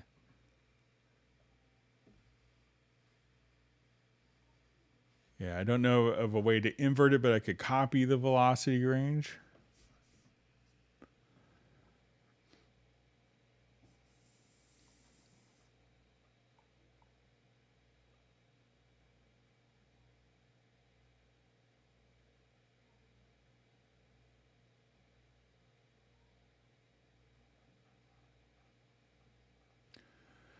Okay, so all right, so we see kind of more from Air for You. So thanks for circling back. So it just says my CPC in Task Manager is 11%, but Cubase stops working. When I add plugins, 11 okay, 12 okay, get to 15, it stops. So Air for You, if you could tell us which plugins you're adding. Is it... I know you mentioned, I thought you said earlier that it's not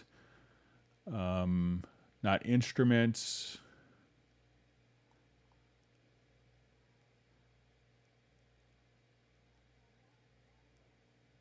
So is it reverb plugins? Is it EQ? Is it that information would be helpful as well?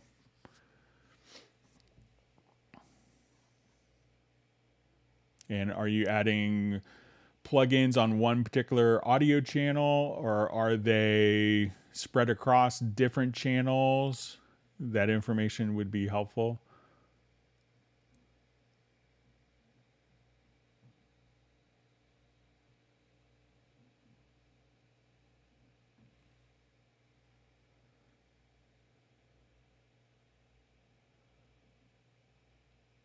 Okay, so we just see a question. Hi, Greg. I'm having problems in Cubase 11. The reverse function doesn't work properly. The reverse audio sounds weird. The render in separate events doesn't work. Okay, so let's go ahead and just drop a loop in.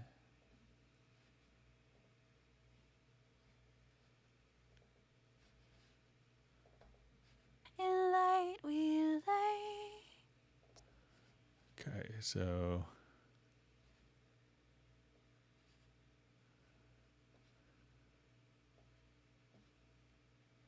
Okay, so listen to this just here.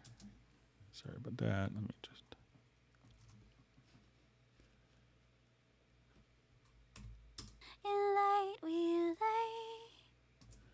All right, so I'm just gonna select it. Go to audio to processes to reverse.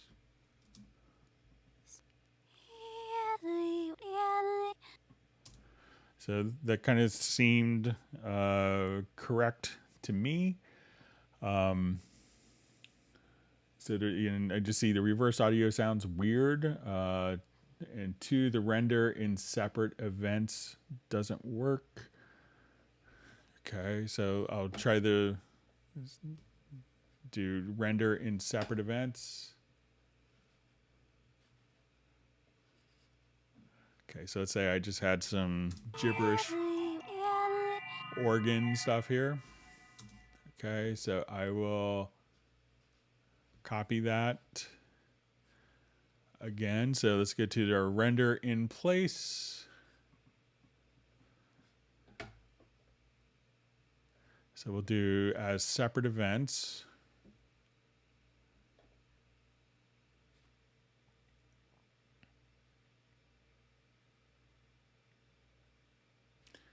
So that seems to work. So, the separate events would do for each of the events of MIDI would give you a separate audio event right here underneath. So let me know if I'm doing something differently than you are. All right, great that Neurotic Mexis could join the live stream.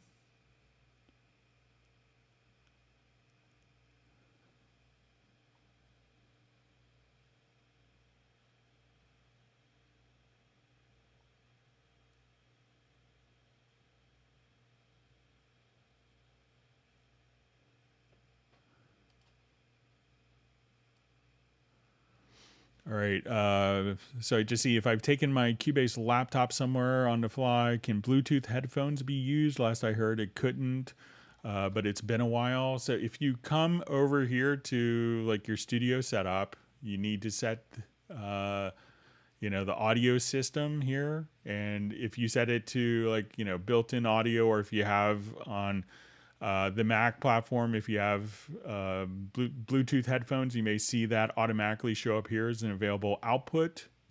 On the Windows platform, you may have to select generic low latency audio driver and then direct it when you go to the control panel here and tell it to play. And this is different on Mac and PC, but tell it to play the audio out to the Bluetooth headphones.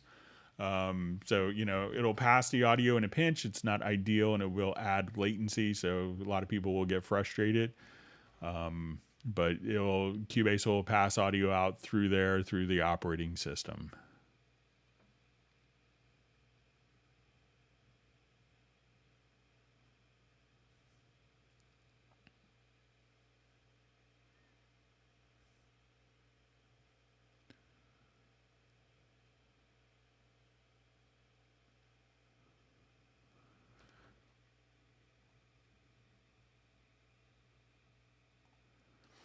Okay, so I just see from Kevin to the vocal track. I wanted if you could raise and lower the volume where to automation where your data is. So let's say this is our vocal track here. So, if you wanted to just, take different parts, you could grab the center top line to adjust gain. You could also click on the lower left-hand corner here and be able to adjust automation. And if you wanted to just like have one particular word be bumped or lowered, you could just select the automation range with the left tool, with the range tool. And if we have this, I have it set to snap, but I could set just kind of like a range here and then just lower and say, okay, I just wanted this to fade out. So you could do stuff like that in the automation, Kevin.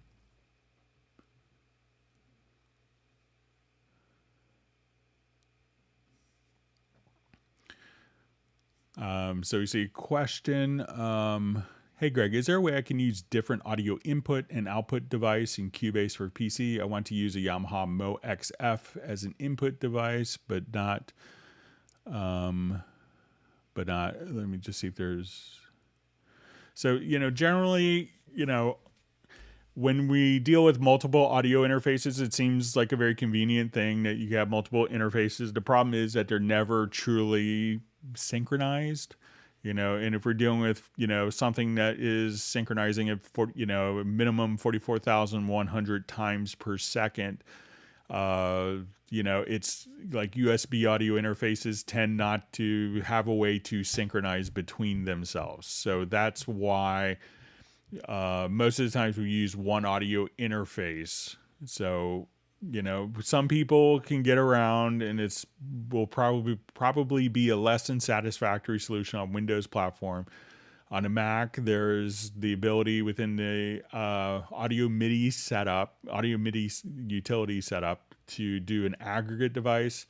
On Mac, on Windows platform, some people will use ASIO for all, and then you could use the standard Windows drivers. But by the time you play into it, you may realize that the latency could be high.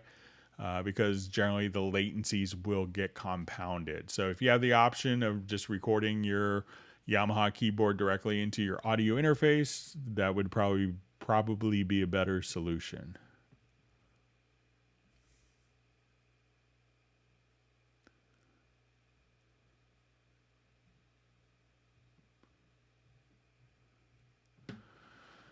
Okay, so we see a question from Marcos. I wish to use a standalone 3 EQ setup for my perception about FM curve without having to use a DAW. Do you, from Steinberg, have any standalone hub? So everything we're doing is going to be, DAW based at Steinberg. But if you, wanted to do that, I mean, some people can, in the old days, there used to be, I don't know if it's still in WaveLab, but there was a live mode in WaveLab that you could process audio through. So like if you wanted to run it through effects in real time. But I don't think you'd really gain much if you're just doing kind of a simple like FM curve. You'd probably be better to just do that in on your master bus inside of Cubase.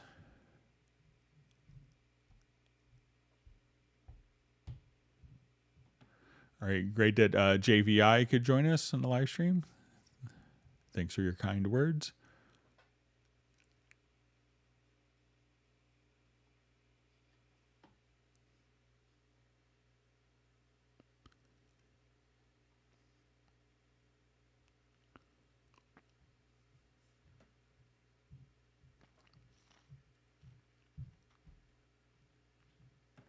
Okay, reading through questions. Thanks for all the great questions, and if you've learned something new, make sure that you hit the like button.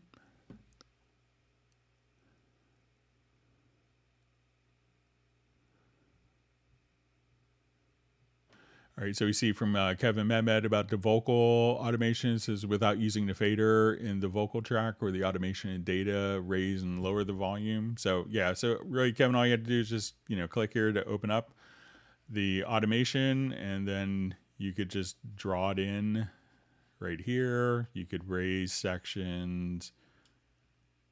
So it's very easy to do graphically.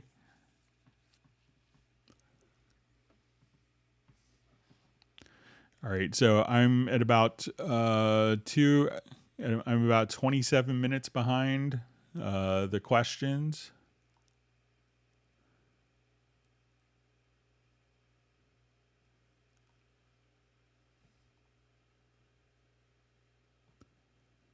All right, glad that Cubase Junkie could make it.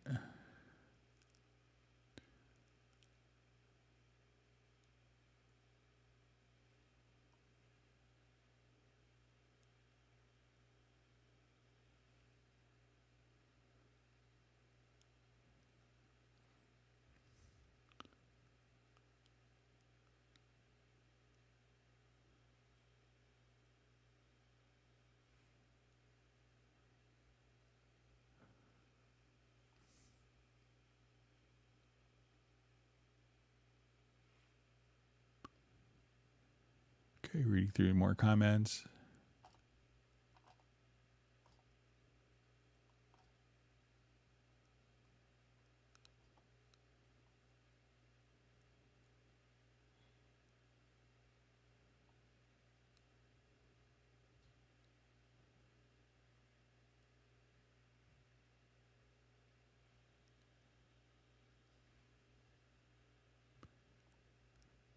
Okay, more comments reading through. Thanks for all the great discussion and questions.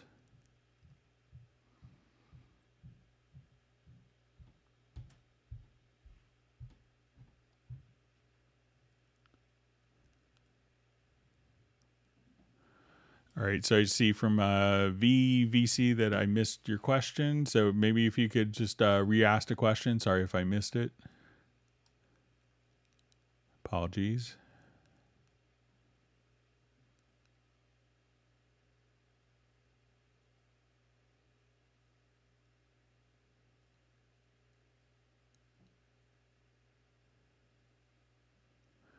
All right, so just see a comment from Bobby. So going to buy a Les Paul, cheap one for my kid with Cubase Artist. Any other advice? I think that's a great combination to get. So wish my dad bought me a cheap Les Paul. So, all right.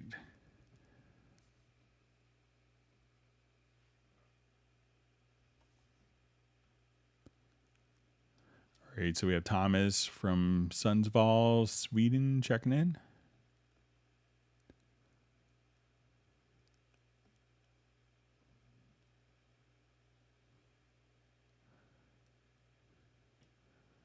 All right, so I just see Greg and the CPU instructions.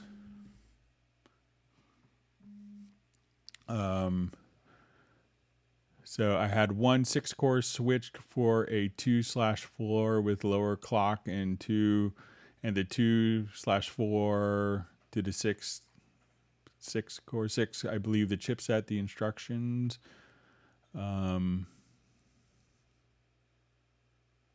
So I'm not sure, Marcos, if I understand your questions.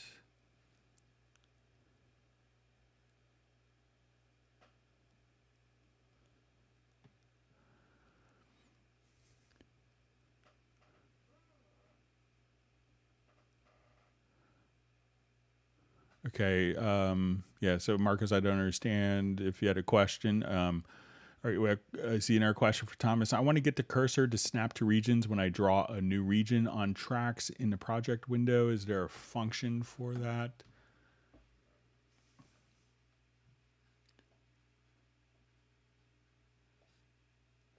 All right. So I think that the ability when we draw regions in that, let me just enable snap here just to make sure. So I'll hit J to turn snap on.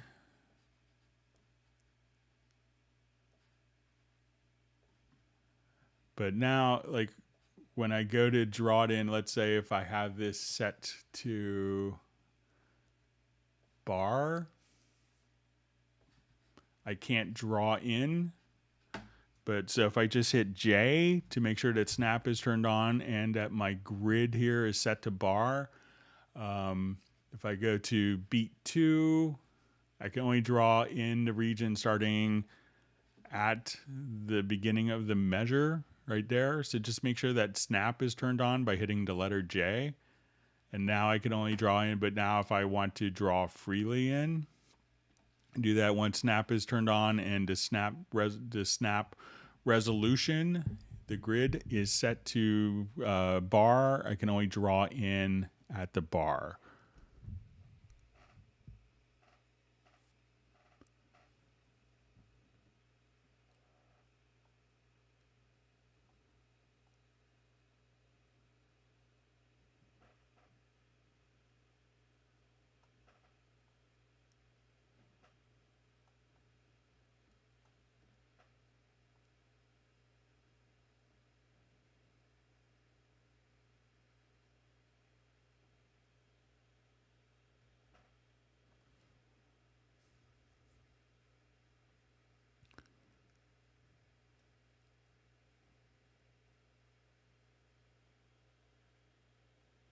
All right, seeing discussion of CPU cores and phase. All right.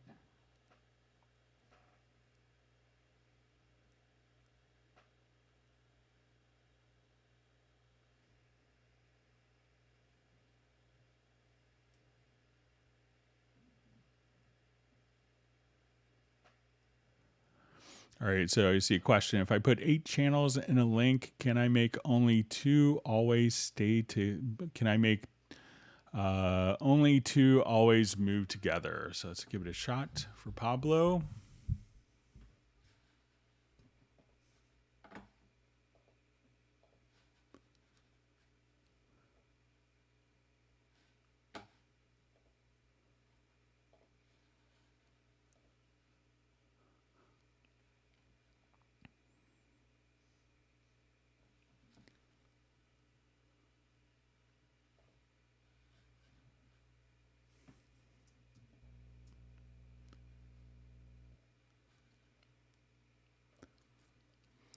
All right, so let's come here to my mix console.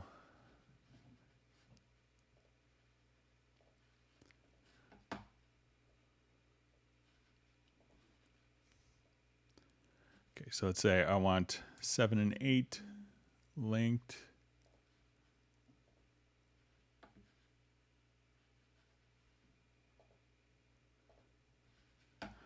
So these will be linked.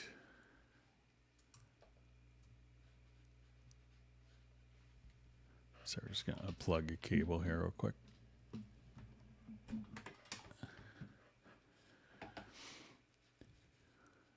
Okay, and let's say if I do a quick link here.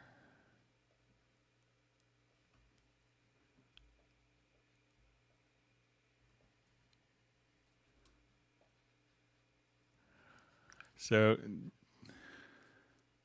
if you do quick link and we have these set up as a link, so let's say I have these all set up as quick link, I could do this. Now, if I want to move only, like let's say these 2 channels, Pablo, I could hold down, since they're already established in a link, you know, as opposed to a quick link, I could now hold down the Alt or Option key and move those independently, and they still retain their link status. So I can move them all together and say, okay, my overhead drums, I wanted to move those differently. I could just hold down the Alt or Option, and even though they're in a quick link, they'll still be linked together. But let's see what happens if I create. And I think that once I have a link, you know, some channels with the link, that they would automatically, like it can't be in 2 linked groups. So let's say if I come here. So you could try that, like maybe the channels in a quick link, but you know, there can't be like a channels that are shared within 2 links, because that could cause all sorts of problems during the mix process. But try, you know, to maybe have those channels have those 2 channels linked together, and then just do a Q link for the other channels, Pablo.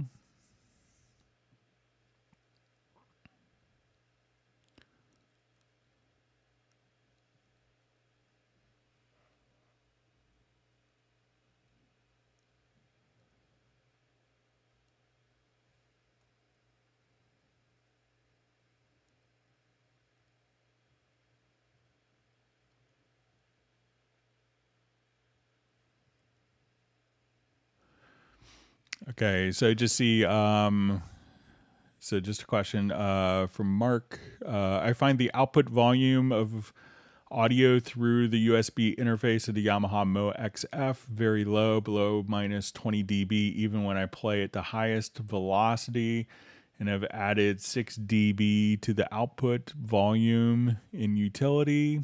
So, you know, a lot of times I wouldn't, you know, maybe, you know, I probably, if I was in a pinch, you know, I just had my keyboard with me, and for transferring audio from my Mo XF into Cubase, I would use, you know, that as an audio interface, you know, but for the most part, I would probably just use a you know, and it's a nice addition to the Yamaha Mo XF, but, you know, it's not like it's general intended purpose. So I think you're probably better off, you know, perhaps utilizing a, you know, like a better audio interface, or like, you know, something that's designed as, you know, specifically for an audio interface as well.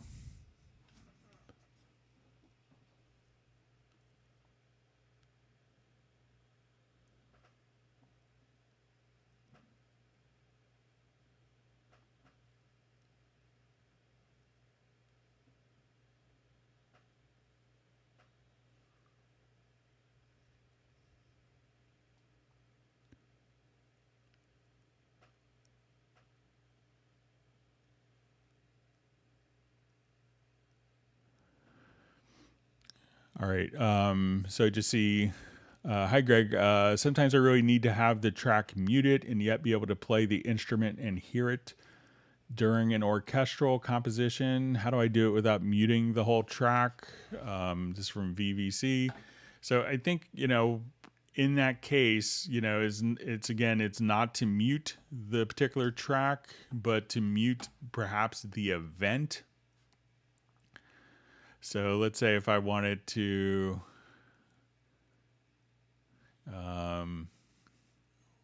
we'll play Beatles or Stones to make Sable happy.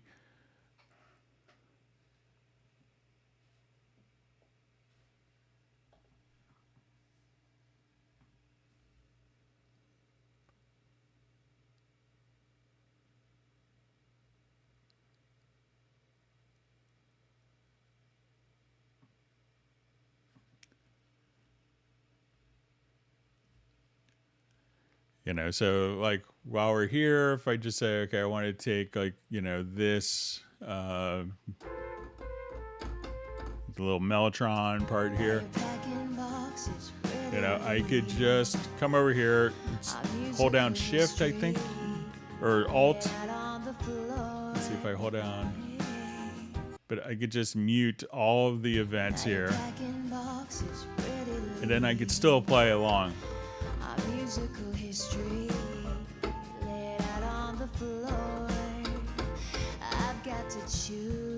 And the events are still there and I could still pass. But if you mute this event, you're muting kind of the audio path of the mixer as opposed to muting the event. So even if you just kind of grab the mute tool and just drag right over top, you can mute and unmute very easily like that.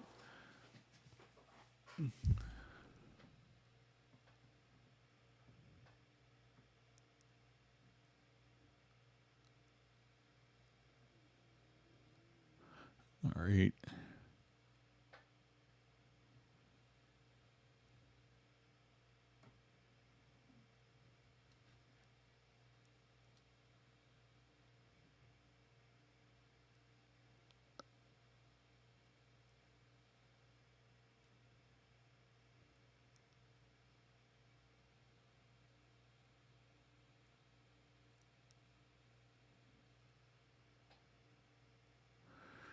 Okay, so I just see a question. Thanks, Greg. I know CPU is important for performance, but I read somewhere that Cubase needs to use a new CPU thread for each channel. I'm not talking about cores. Now, is it true? So, it's not quite that simple from what I've kind of been told. There's a lot of factors that could depend on it, but how instruments will be kind of broken up often is, one instrument per core. But I don't think that carries over. I'm not sure how that carries over. I haven't tested it. But, obviously I've done lots of projects with, single core processors back in the day and was able to do stuff as well. But it could be that if you're running 15 plugins on one particular track, that may all go to the same CPU core.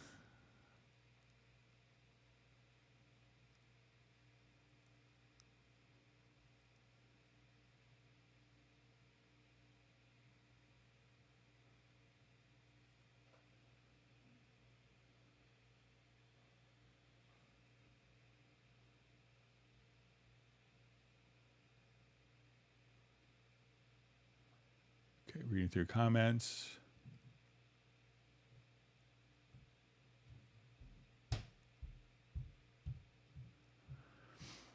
All right, so just seeing from Jim Corrigan, glad you could make the live stream. And he has this, and he's a smarter guy than me. He says he's saying you can invert the MIDI velocity by subtracting value 2 from 127. So let's see if we can take a look at it here.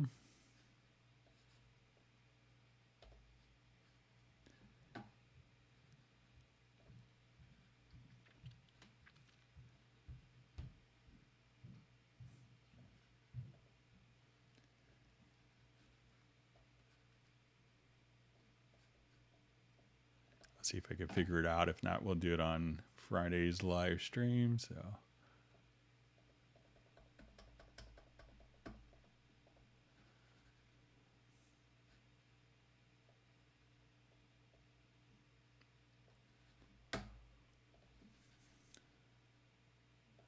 Okay, so let's say that's our velocity.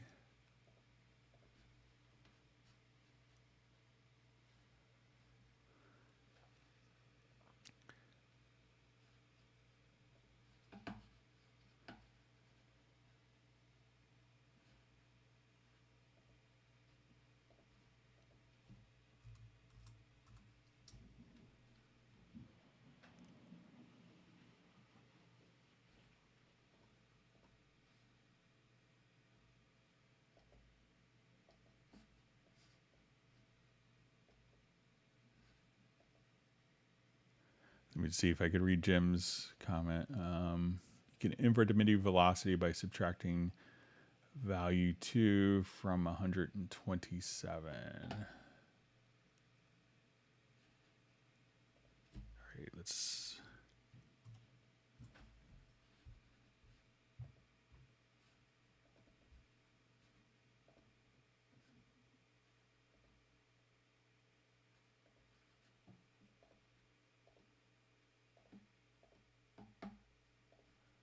see if I get this going. If not, I'll give Jim a call after the live stream. Hope you're doing well, Jim. Thanks for...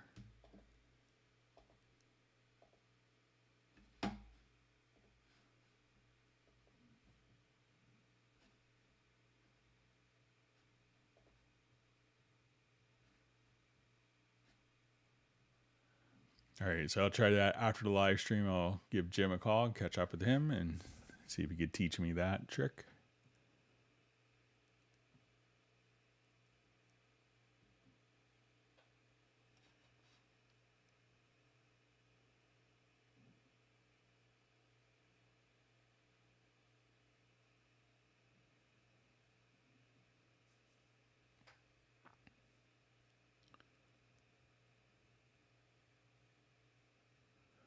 All right, so we see from Jay from Connecticut, does Steinberg make an interface with a built-in button or something to natively control the Talkback mic in the control room? Still trying to wrestle with VST Connect Pro. So you could just enable the Talkback through like, you know, generic remote or through MIDI message. So if I wanted to come here, let's go to our studio setup. Let's go to generic remote. I'll say, let's have this set on, so note on, and I wanted to go through, let's say through the control room.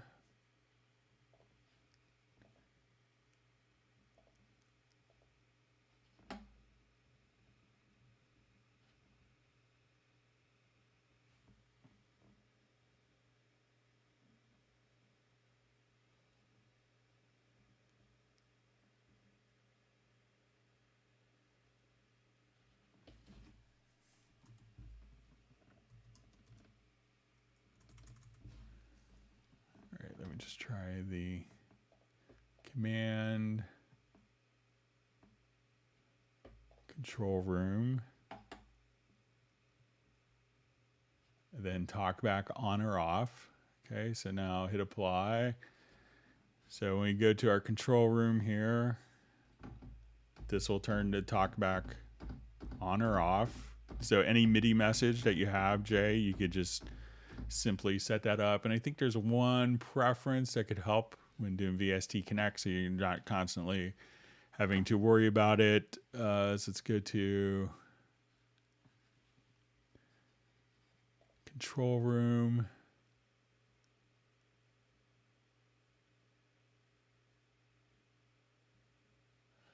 So auto disable Talkback mode. So this I think is set to no auto disabled, but I could say in play and record. So let's say if my Talkback is turned on and then I hit play, the Talkback is turned off. So the Talkback is turned on so I could communicate. And then while we're playing or recording, the Talkback is turned off. So check that preference. Again, go to, this could make your whole life easier. So let's say we want to go to VST control room and auto disabled talkback mode in play and record. So, and once again, for the generic remote, come over here to your studio setup, set your incoming MIDI message and command to control room to talkback on and off.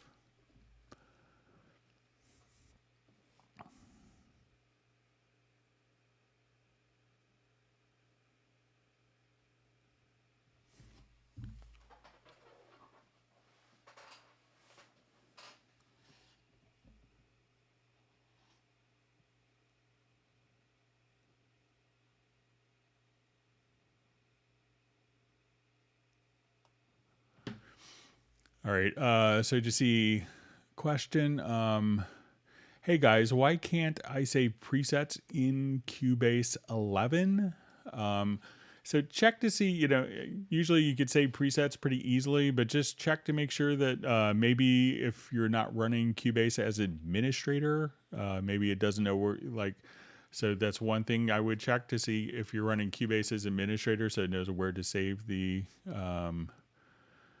where, under which admin account to save the presets to.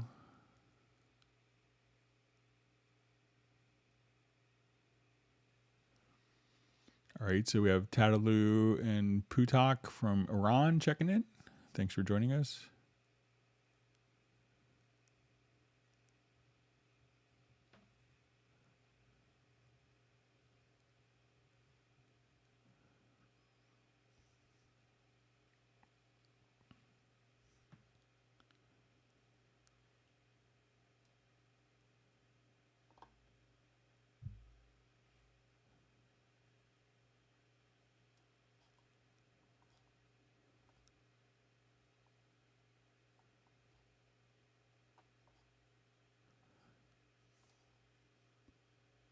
Okay, finding my space in chat field. Thanks for all the great questions.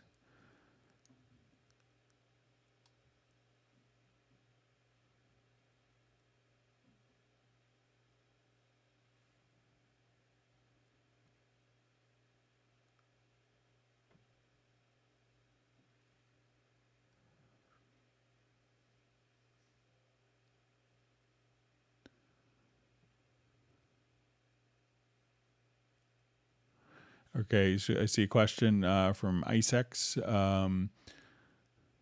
Hi, Greg. Missing MIDI mapping setup for show hide VST instrument every time when I load a project. Wondering if this is a glitch because the rest of the MIDI setup works perfectly. Thanks. Okay,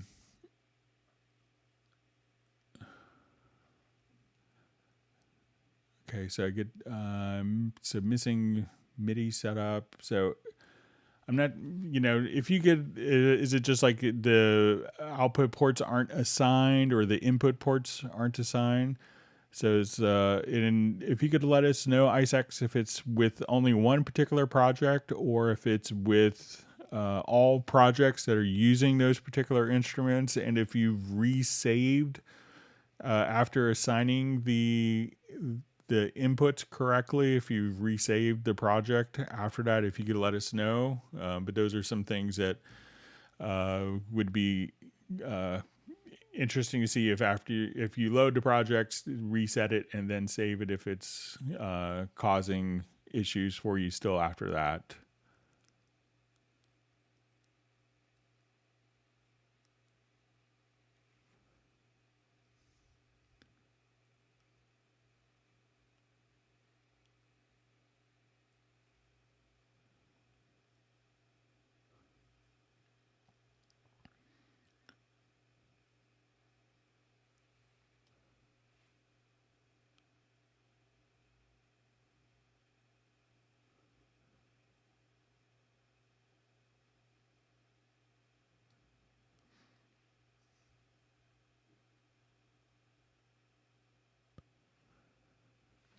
All right.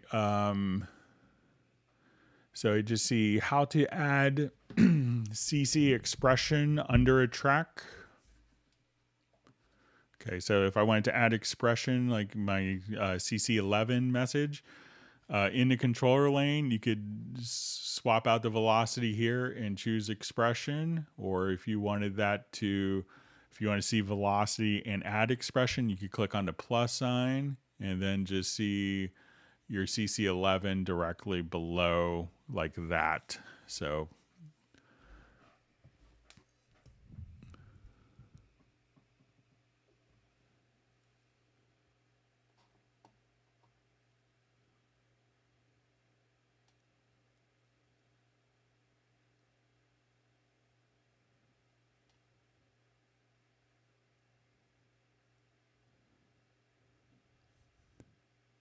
okay, reading through comments.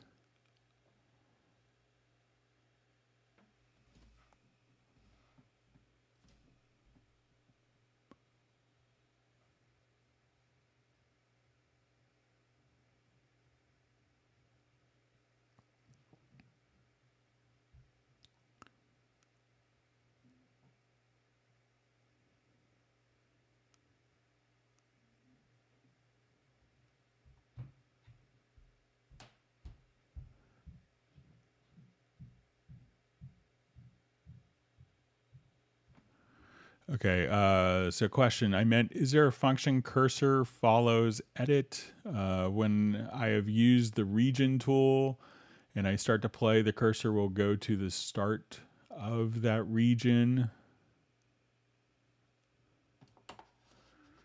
Okay, so if I wanted to select a region, so there's a mode. If you wanted to do this, if you go to transport to use video follows edit mode, so as soon as you click on a particular region, the cursor will jump to that, to the beginning of that region.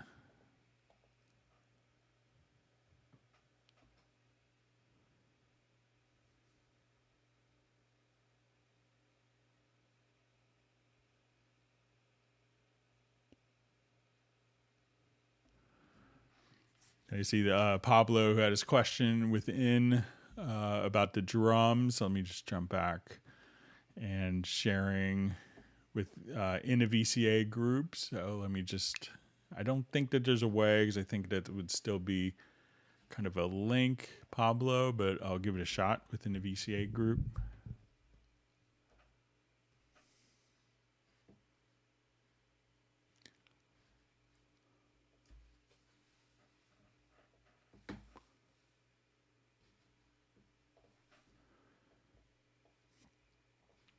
Okay, so let's say I have all these within the VCA.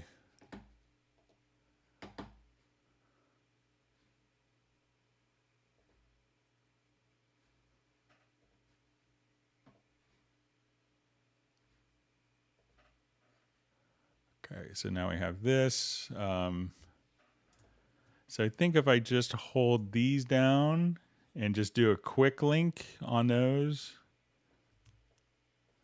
I could still kind of treat it like that, but I don't think that once that we have these set up and they're existing within the link within the VCA,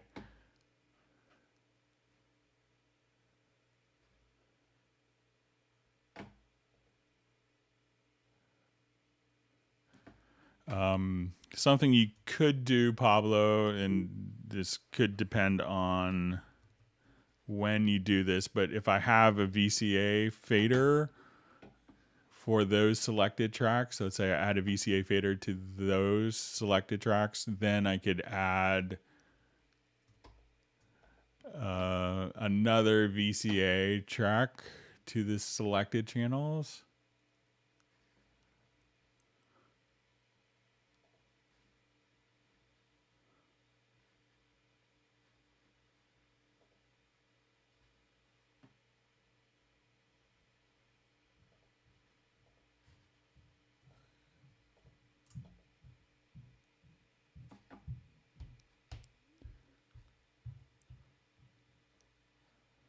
So now let's say I wanted to take all these except those two and the VCA.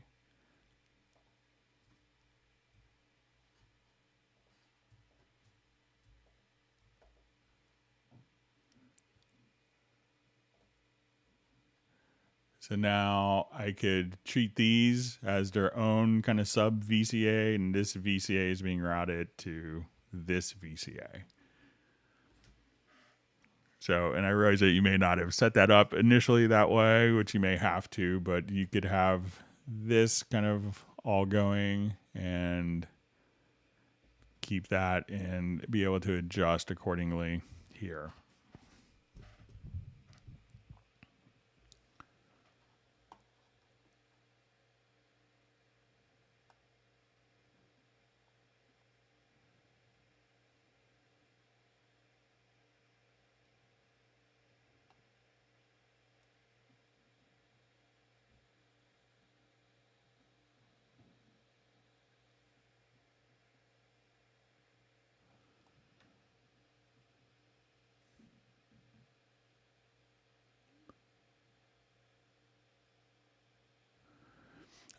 So you see from Jeff Sabelski from Chico, California. Hi, Greg. 2 MIDI notes connected in a grid. Is there a way to grab both notes and change the timing of the ending of the first note and beginning of the second note as if to humanize, like unquantizing? So let's take a look, see.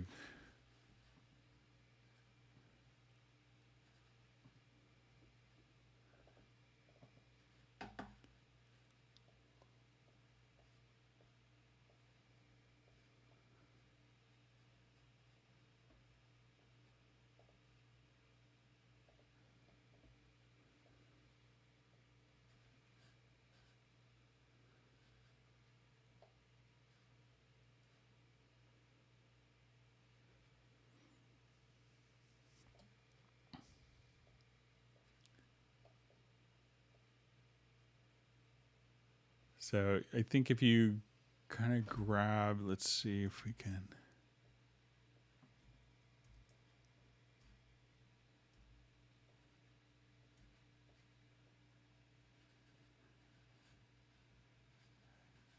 So you could probably just kind of come over here to lengths.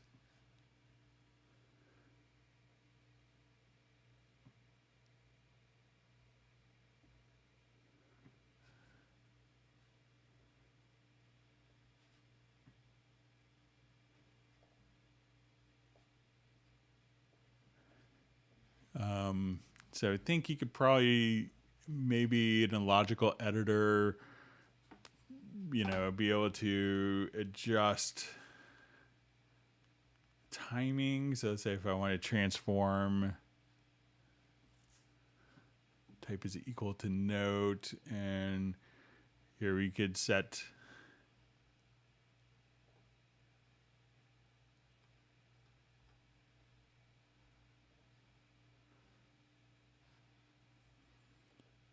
so if you wanted to subtract the length of particular notes, you could set up some stuff like that, and you could, set up kind of multiple conditions within the logical editor to adjust, the length and let's say the position of a note. We could add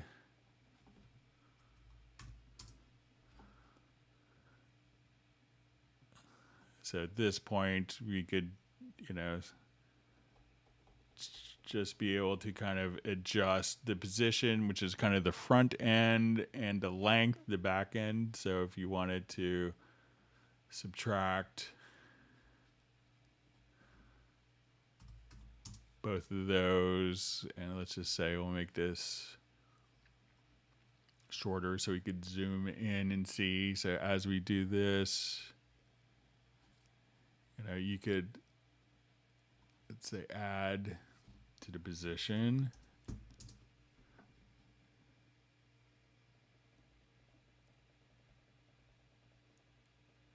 And subtract it, and subtract the length if you wanted to simultaneously.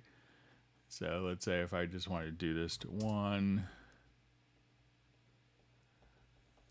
So you could just kind of truncate notes and change positions randomly, doing something like that in the logical editor.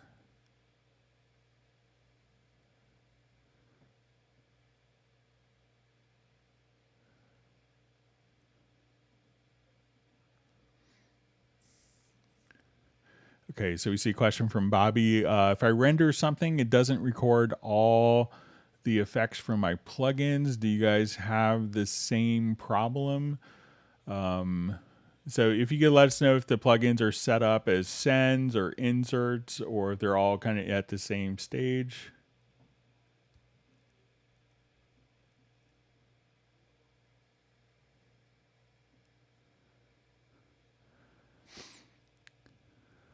Okay, so I see from VVC, any other way to mute the track without muting the event? You know, so if you mute the track, you know, and this is with being able to play on it, but, you know, one thing that you could do as an alternate solution is, so let's jump back to this particular song, you know, so if you wanted to just, let's activate this. So if you didn't want to mute the data, so let's say, okay, we're here and I have my Mellotron, you know, and if you don't want to hear, if you just want to play, just do a new track version. And then when you want to go back to the original, you could just go back to the data that was there. So that's another method, is just to make a new track version and have one of the track versions just be empty as you work with it.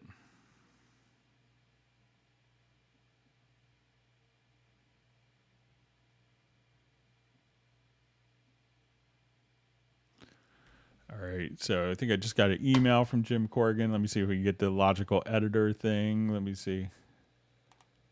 Just reading out my watch. But let me just see if I can get it. Thanks, Jim, for sending that.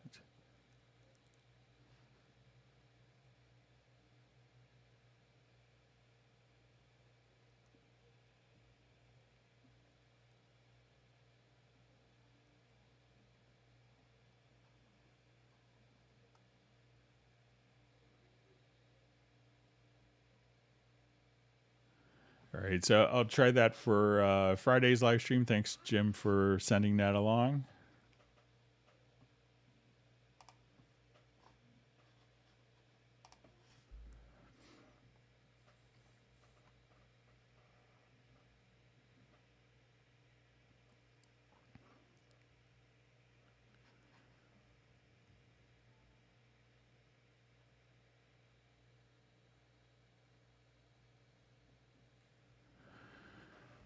All right, so question, it is possible if we don't have 6 monitor for Dolby sound and I want to work with Dolby Atmos, and how to possible work with 2 monitor, it's possible.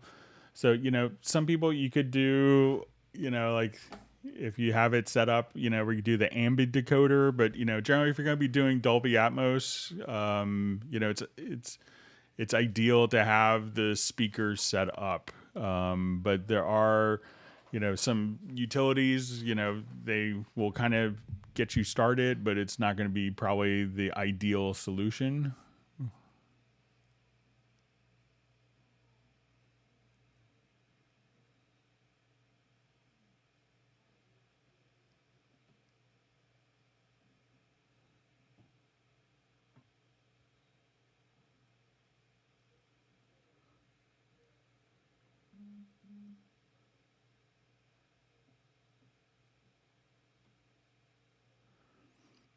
Okay, so I see email from Jean-Marie Horvat. Just came in.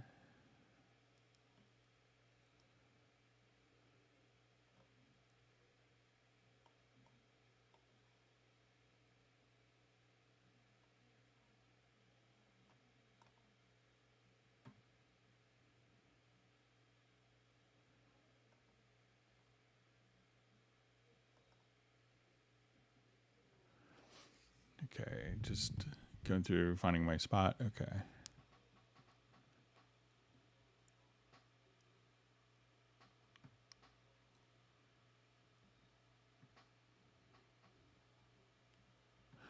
Okay, so a question from Marcos. Now I perceived one imported track inside my Cubase Elements trial. It has a lot of markers inside the waveform thing. What things are these? Sorry for ignorance. So probably what you're looking at is going to be, the hit points. So it may kind of look like the hit points here. So as you record, or Cubase will do an analysis for the hit points. If you don't want to see them, I think if you go here to event display to audio, you could say, show hit points on selected tracks or not.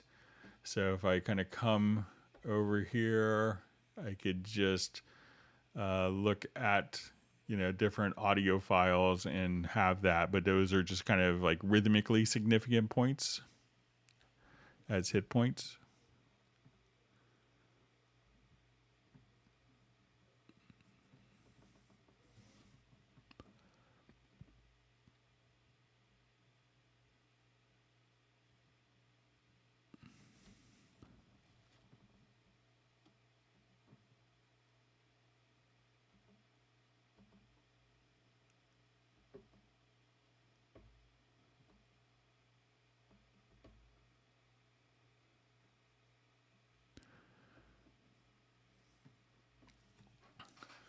Okay, so we see a question from Jeff Sabelski.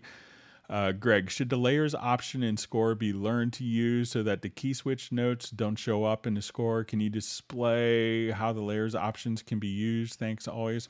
So the layers options will really kind of allow you to, work with different elements of the score, like, whether you're treating the score, at different levels, like, okay, I want it like this to be a layer, and I wanted notes to be on top of the staff, and I wanted lyrics to be on top of that. So that's kind of what layers will do. But I think if you wanted to get rid of like the note expression data, if you just go to the score setup, let's go to project, and I think under notation style that there's an option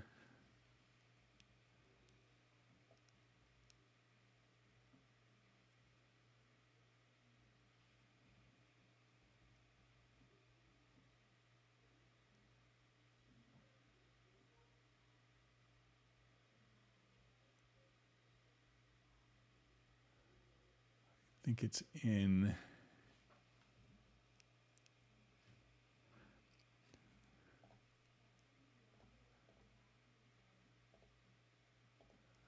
I think if you go to, I think it's under notation style that you could hide the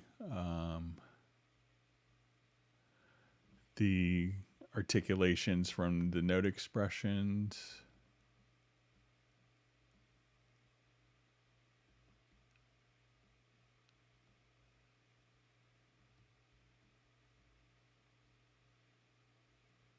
So if you just come here, you could hide expression map symbol. So if you wanted to hide, so, go to your score settings, and you can do that from your scores to score settings, or just double click to the left. And then you could hide the expression map symbols by going to project, to notation style, and going down to miscellaneous.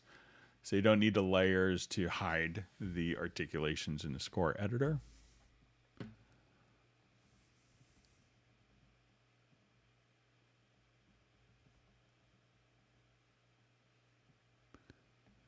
So we see Michael Pierce is having a beautiful sunset out of his window. That's great. Take a picture and you could show it to us on next Tuesday's Zoom meetup.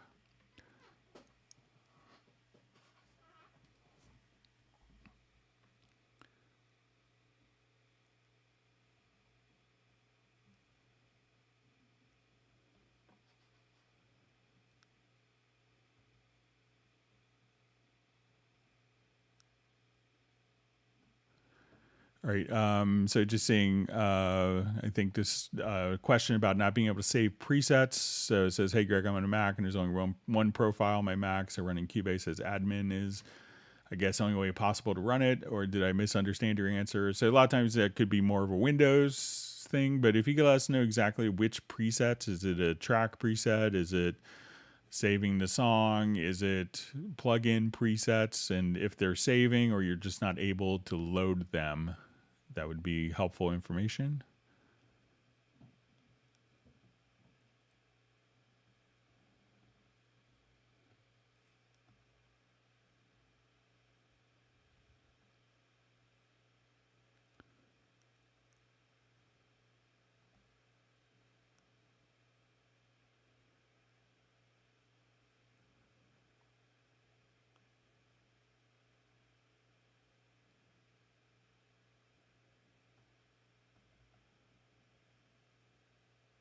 Okay, reading through comment.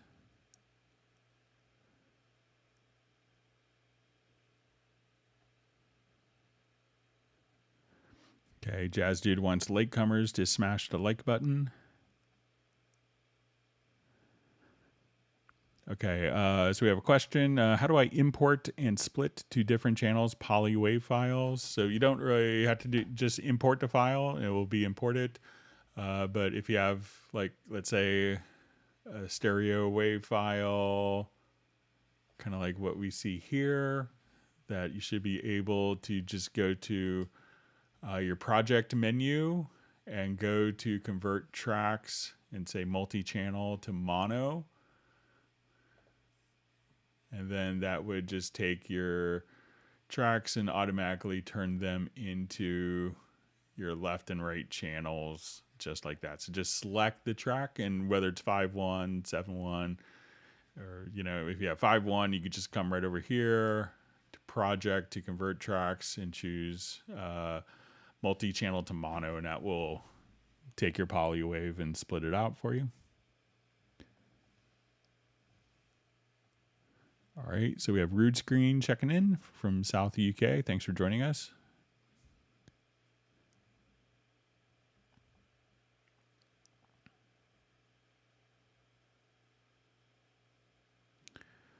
All right, so I see from ISEX, it says it was the missing MIDI map, show hide VST instrument, any projects I load, even though I save the MIDI mapping template, the mapping stays functional until I close current project. Other remote controls, MIDI setup work fine. Appreciate it.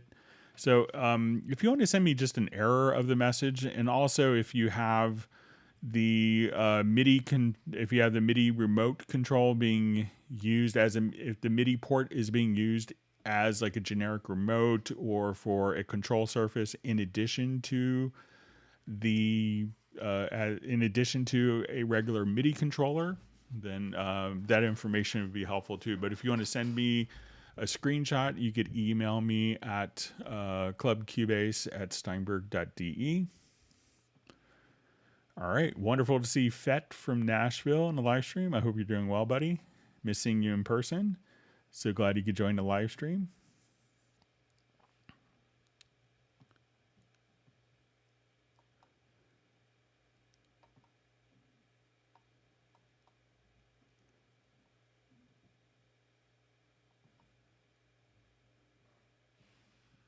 Okay, we're doing pretty well on time. So thanks for all the great questions.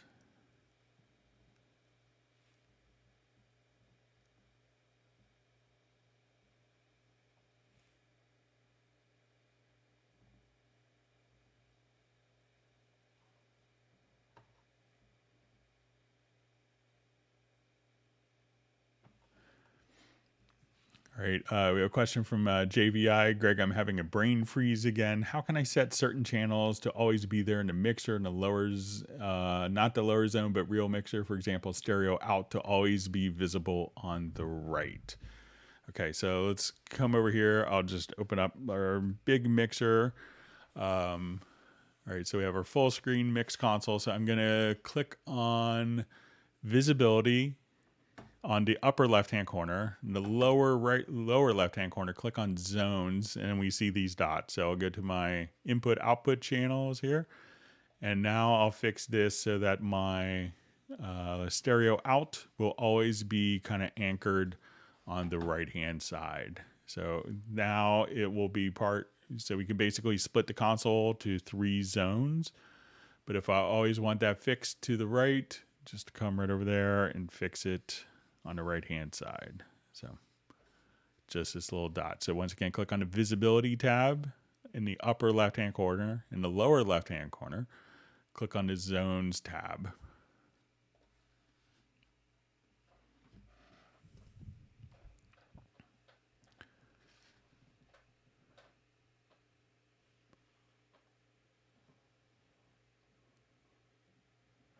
All right, great to see Jean-Marie on the live stream.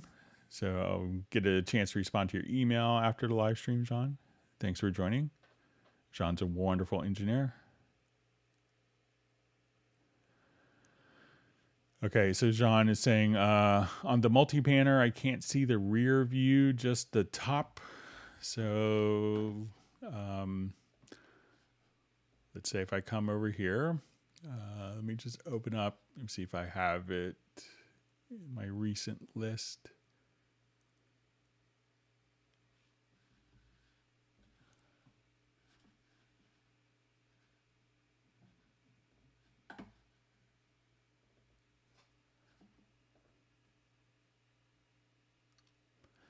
Okay, so one is probably just make sure that when you do this, that the track is set to like a multi-output if you're doing like Atmos or ambisonics. So now when I come over here, Jean-Marie, I could just double click, and then so here we could see the rear view. And sometimes what happens also is there could be like a little extender window here, like sometimes a little plus or minus, like a little triangle, Jean-Marie, over here that could kind of open up the rear view of that. But make sure that the output configuration is going to something that would have like rear channels for you, and then you should be all set. But if you only see kind of like on the left-hand side here, see if I could replicate it.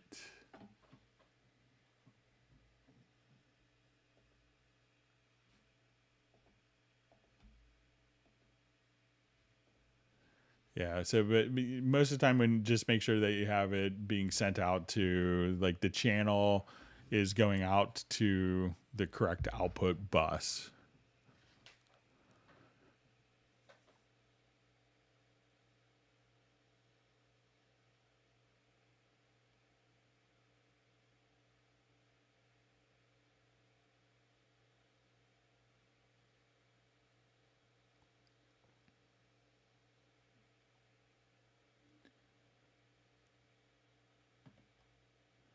All right, wonderful that Millard Brown could join us for the live stream.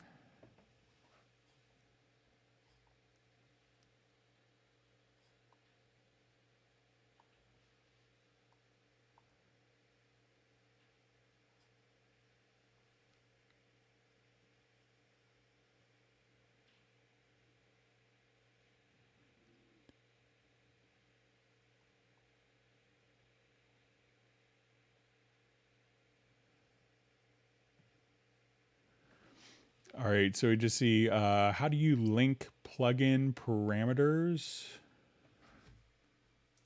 Okay, so if you just, so let's come over here and say,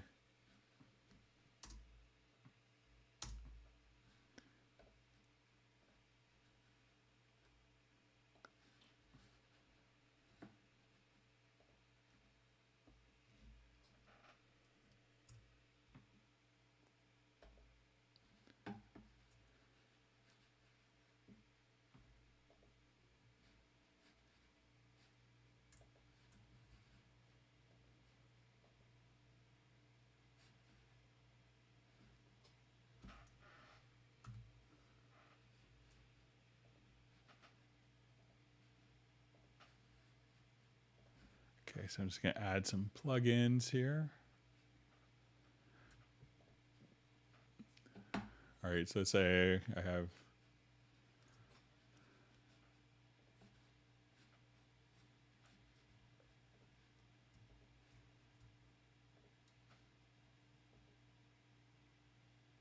okay, so I had the DJ EQ set. So I'm just gonna have these channels selected. I'm gonna enable Q-Link, and let's say now when I come over here, I open this up, and then all of the plugin parameters have changed for each of the inserts. So if I wanted to change one of them, hold down, so as soon as Q-Link is turned on, come right over here, and now any of the plugins that I have Q-Link turned on will automatically just be set accordingly. So just, you know, select the channels, activate Q-Link, and then that will adjust multiple channels across multiple plugins, the same parameters across multiple plugins, across multiple channels rather.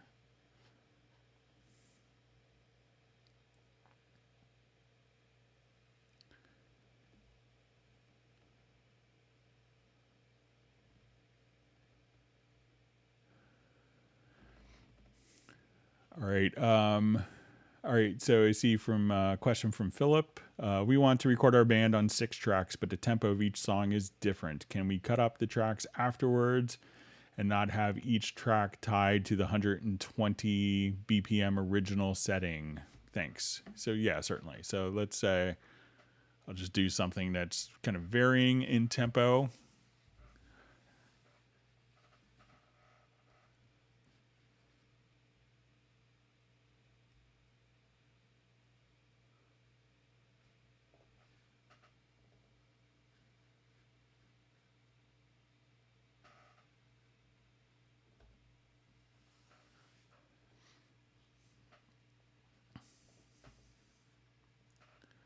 Okay, so let's say, you know, we did like a live recording and I want to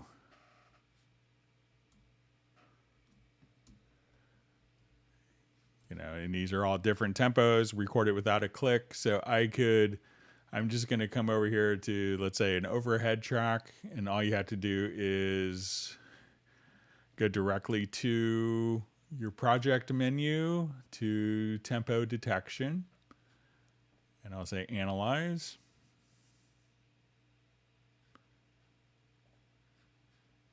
And what it's done now is it's figured out kind of a tempo mapping. And we could do this for, each song if you wanted to. And then once you have that kind of all done, if you wanted to apply the tempo to the particular files, all you'd have to do is to say, I want to select all of the files here.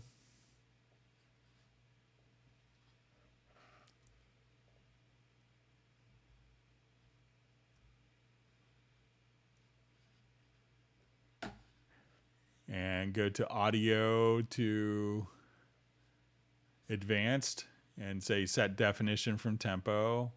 Hit OK. And that will put the tempo changes of every single beat into the file. So now it's not going to be associated with 120 beats per minute. Just the actual tempo will be embedded within the files for every tempo change at every single beat. So that'd be all you'd have to do with that. So yeah, no problems doing that.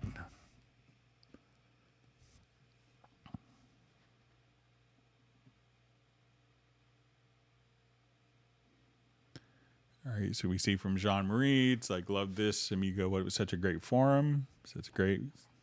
It's always better with more diverse people in it and people doing all sorts of great work from all over the world. Okay, so we see Jean-Marie figured it out.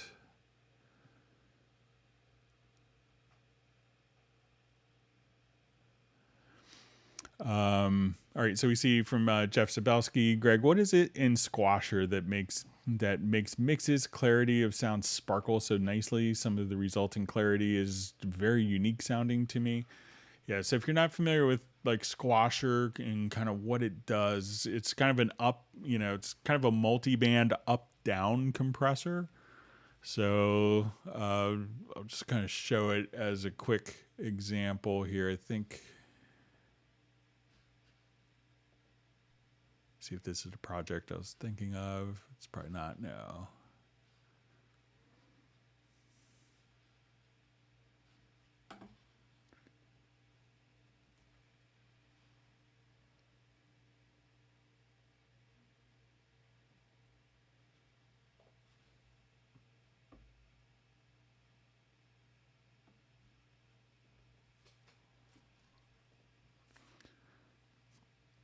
So Squasher can be used as kind of a, very aggressive,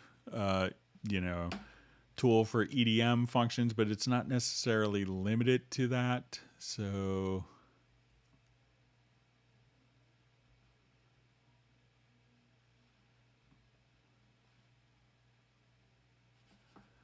So let's say if we just kind of play this particular track here.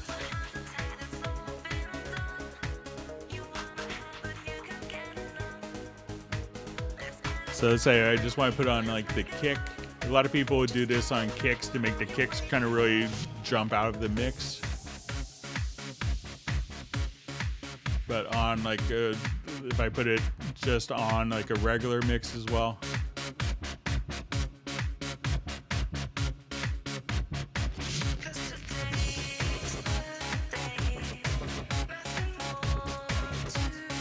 So again, bypassing on the kick. It's almost like the kick disappears when it's not on, even though it's like killer before.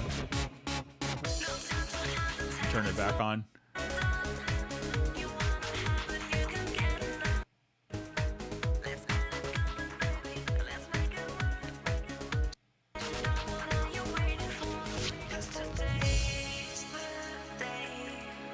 So it's kind of the secret weapon in a lot of mix engineers' tools of the trade to just kind of make their tracks jump out. So.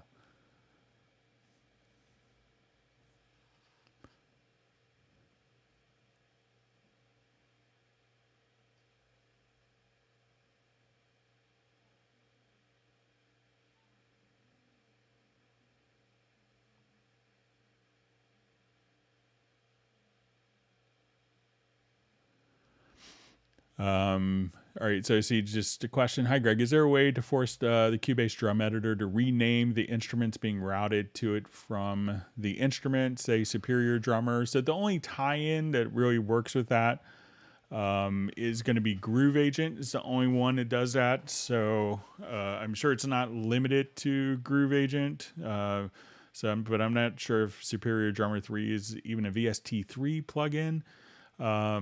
But I think that capability is there, maybe within the VST3 specification. So, but you may want to check with Superior Drummer to see if they have that capability.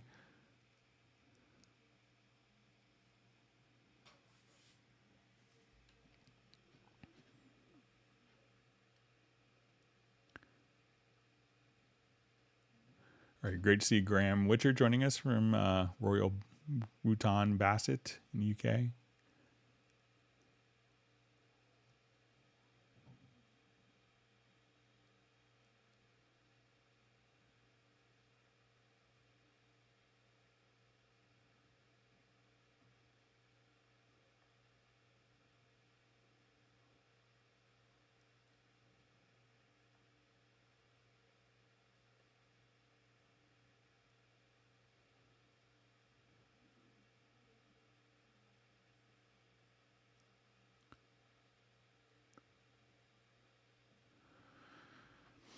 Okay, so we see from Jameson Force about saving presets. So it says saving presets into the plugins themselves, in or third party, saving them doesn't work. The text will flash, but nothing happens. So a lot of times when you save a plugin, so let's say if I come over here to Squasher and I changed a bunch of settings and I come over here and I'll save a preset. So we'll just call this August 24th.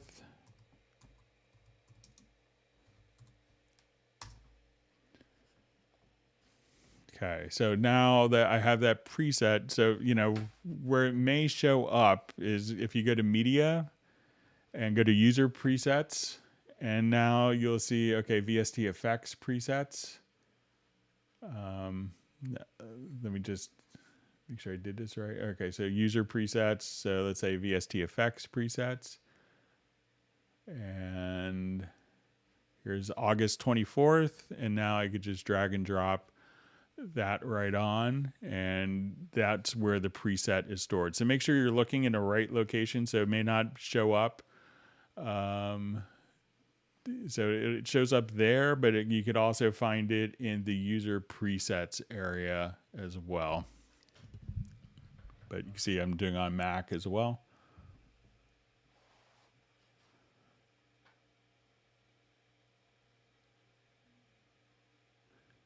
I think Graham is asking Michael Teams for some ice cream. See if he still has any left in his freezer still.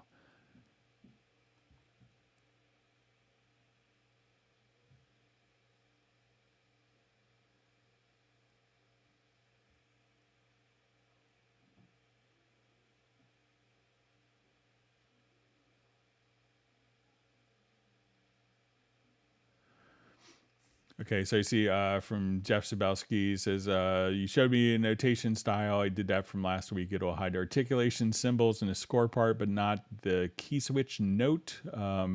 So the note staffs of the key switch notes are mess. So if that is being assigned to the expression map, then that's kind of hiding it from the score editor by default. So let's take a look at it.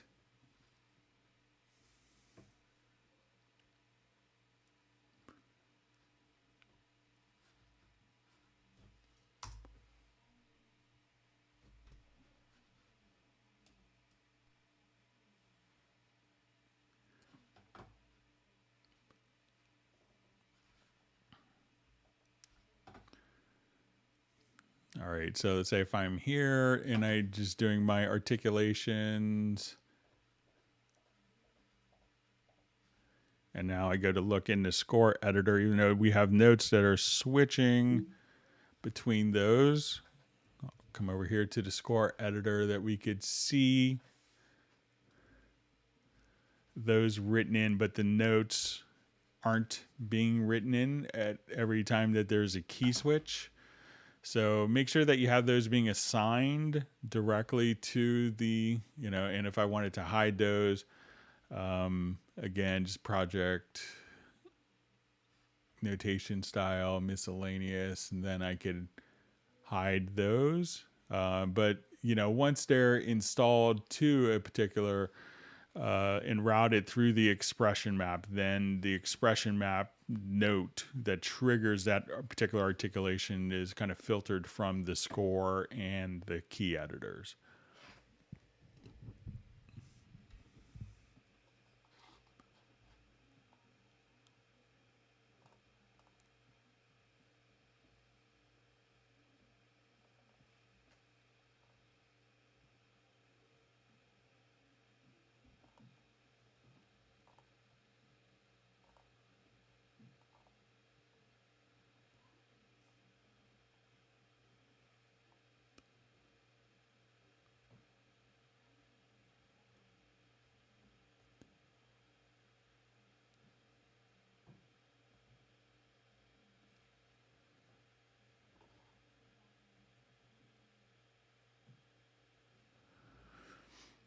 Okay, so we see from Marcos, any way to auto color the channel if a keyword is typed, like vox, vocal, vocals, drum, drums, kick, to do a pattern about groups.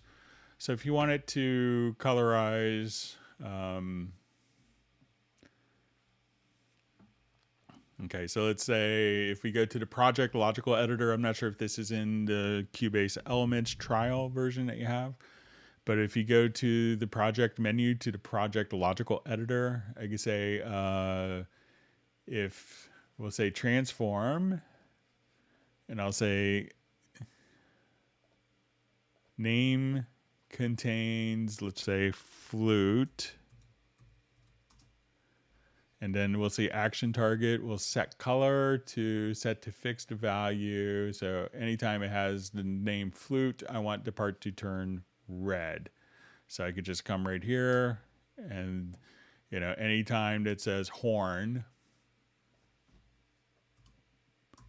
kick, drums, so I want it to be green.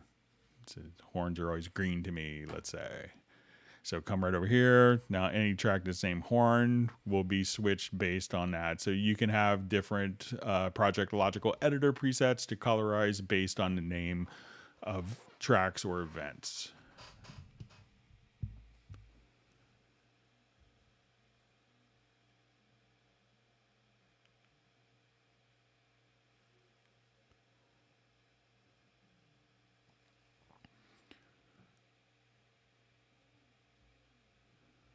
All right, so we see from John Costigan, is there a trick enabling me to copy individual macros and logical presets from Cubase 8.5 and 10.5 and pasting them into Cubase 11 on Windows 10 without losing the whole user profile? So again, these will just kind of, let's say, I think I did a macro today. Dan Freeman asked for one. I'll show later, but I just called it Dan Freeman. So if I go to where my presets are, and again on Windows, which I think you're running, John, if you go to like the little start menu, go to all programs, and then you'll see like Steinberg Cubase, and you'll see user settings data folder. And on the Mac, it's going to be under, and if you want to email me, I could show you the exact location of it. But on the Mac, it's under library. And then you'll see like Cubase. So once you're here, you'll see like your Cubase 10.5, Cubase 11. And then you'll go under presets. And then you'll see logical editor. And here's each of the logical editor presets that you've done. So let's say under key commands, let's see if so that's each individual key command. So I think the macros would be within the key command profile, but your logical editors, let me just see if there's any. And then really all you have to do is copy it from the logical editor here in, you know, this little XML file, and copy it to the same location in your Cubase 8.5 or Cubase 10.5. Copy that presets folder, the logical editor presets from those earlier versions, and then you'll see a whole folder for version 11 that's distinct and separate.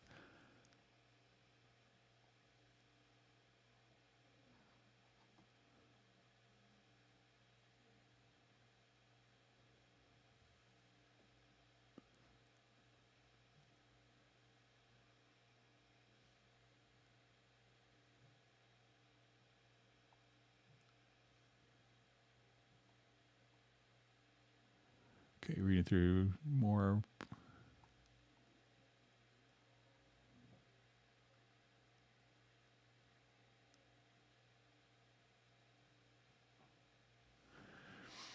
Okay, with so see a question from Dan Freeman. With grid on for an event that doesn't start or end on grid points, can we select the event and move it up or down lanes or tracks? So there is a keyboard shortcut for this. So let's say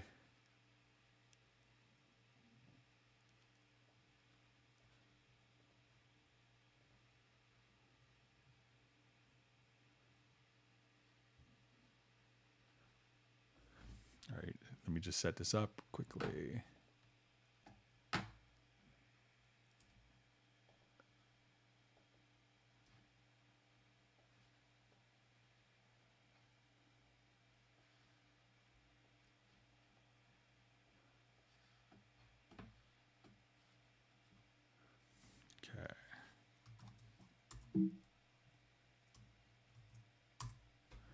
Okay, so if you go under the key commands and look under nudge, I think you have to set this key command manually. But if you go to nudge, there will be an up, down. So I have it set to option, shift, and down arrow. And once I have that set up, I could just move an event up or down with the key command. So if I wanted to move both of these, I could just use Alt.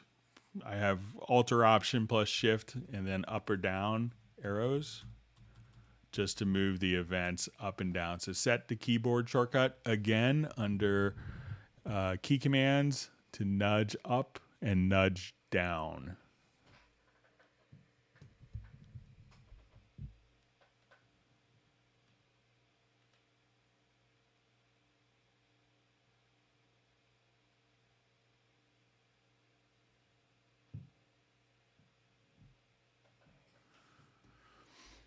Okay, so you see a question from JVI. It says, using UR44 in WaveLab, if I pan, this works perfectly, but in Cubase, if I pan, I don't hear panning. I don't understand it really. I'm using the control room. I'm confused. So, if you don't hear panning, make sure one that if you're in the control room, make sure that that you have both, not here, but in the audio connections, check to make sure that your audio connections are set for like a stereo out, and the control room that you have, that's configured correctly. And also in the down mix presets, make sure that you don't have it set to be like summing in mono.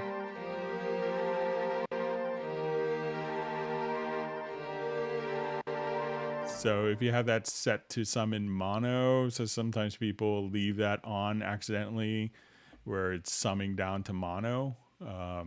Check those things there.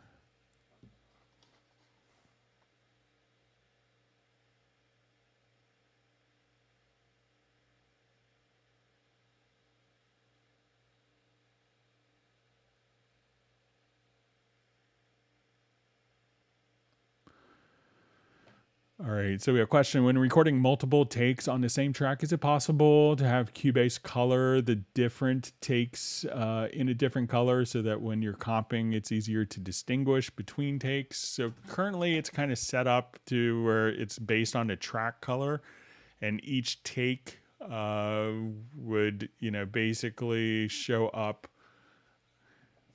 as as the same color. So when we go to edit, I think it's pretty clear. So let's say if I'm here and I was comping and I see my different lanes that we could see which is active. I think having kind of the two colors, so once we have our lanes visible, that the two colors is it's I find it pretty easy to distinguish, what is being heard and what isn't being heard with just a contrast between the two colors. So I'm not sure if actually having,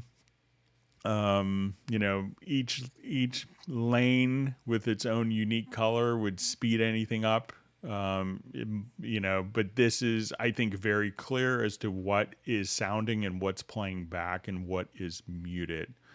So there isn't a way that I know of to change, the individual event colors automatically. Let me see if I could override it. I guess I could select each lane and assign a different color if necessary. So I could say, okay, let's make this red-ish, so you can manually do it.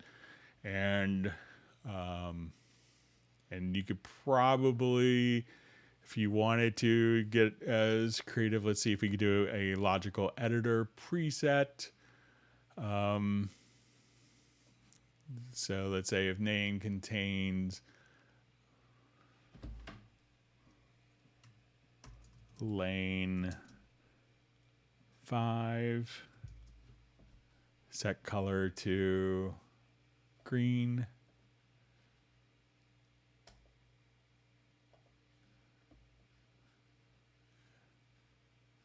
So, yeah, it doesn't look like we did it in a logical editor. Let me just... But you could manually just assign different colors to different lanes if you needed to. But I think that's actually probably more confusing than having the same color with contrast showing what's actively playing and what's not.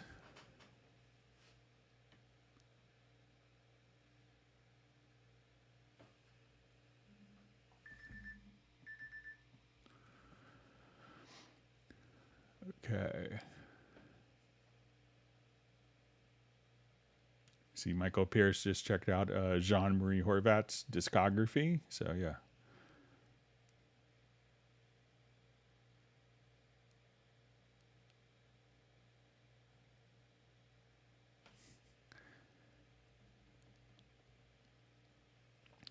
All right, so we have a question. It says, hello, I'm a Cubase user from China. Welcome and thanks for joining our live stream. You realize it's probably very early or very late there.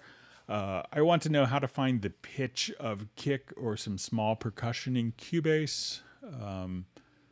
All right, so usually you could do this pretty effectively with the Very Audio editor. So let's say if I come over here and I am in my sample editor, I'll go to Very Audio, and now I'll just kind of come over here, and this will kind of give you an idea of what the pitch of the kick is doing, where it kind of averages out. So if we look at this, we could say roughly the kick is playing in F, you know. So sometimes there's nothing worse than, especially on the low end, like, you know, if you have a rock song where the key is, you know, the key is in E and the kick drum is tuned to F, you know, is kind of their fundamental frequency, you know, that could be kind of, you know, problematic, and people are like, why can't we just get the drums and bass to line up, you know? So you can try going into the Very Audio editor, and that will probably give you an idea of what the pitch would be for the particular sample.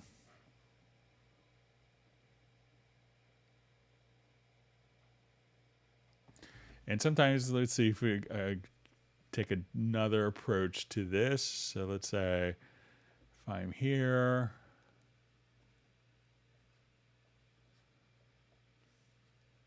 and let's say I will just take just a small part of the audio, and I'll just do a quick bounce selection here. Replace the event. And then let's go to audio to statistics. Let's see if the pitch is shown in here. Doesn't look like it is. Oh, so you can actually see estimated pitch here. So here it's saying that one particular kick drum is like roughly a G sharp 3. So that's another method, is to, you know, maybe just isolate that particular sample that you want and go to audio menu to statistics.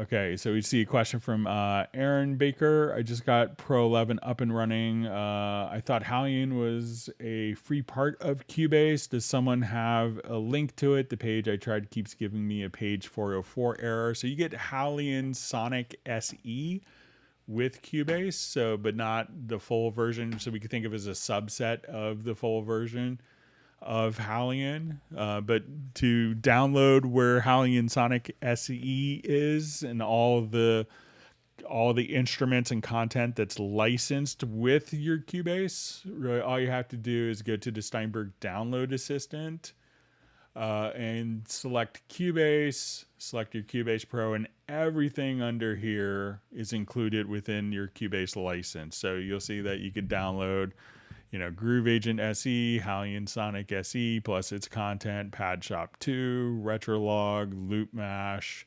So all of this information still, that's all available for you to download.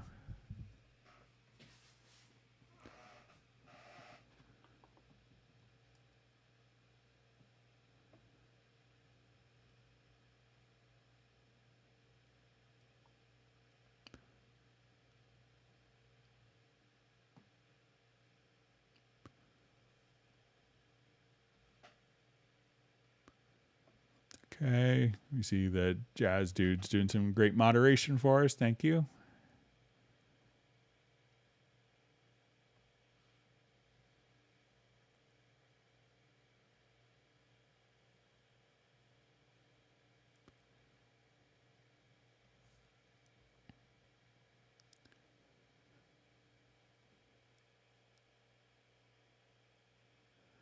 Okay, so we have a question from Charles Davis. Hi, Greg. How can I arrange the buses in the mixer so they reflect the order of tracks in the project window, referring to the mix console, not the lower zone, particularly for rack instruments? Okay. So the new project.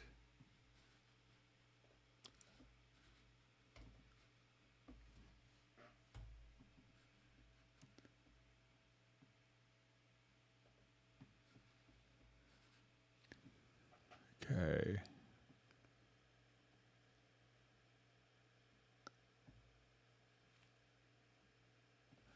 Okay, so let's add some instrument racks.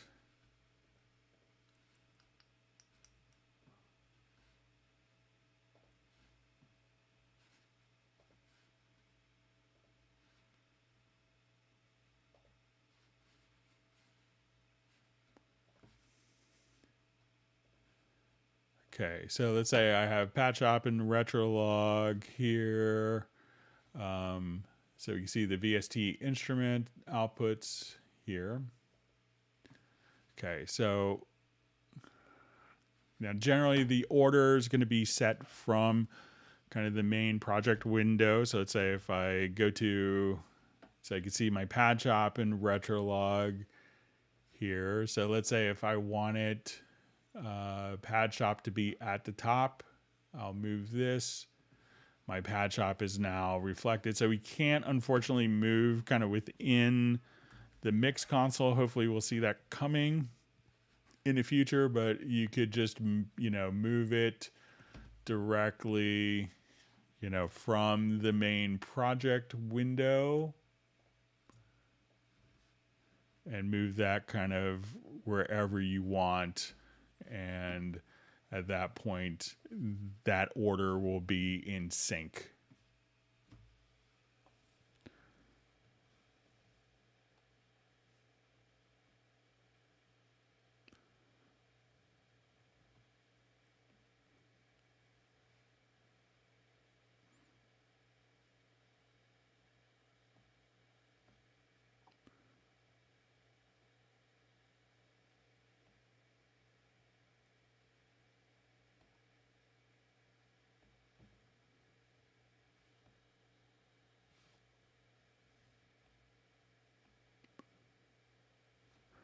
Reading through comments. Okay.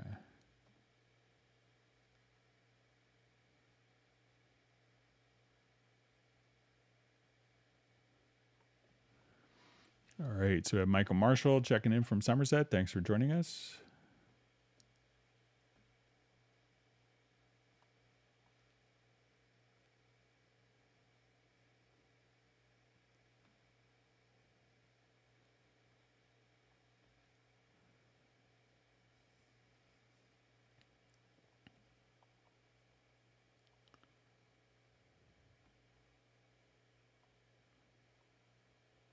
All right.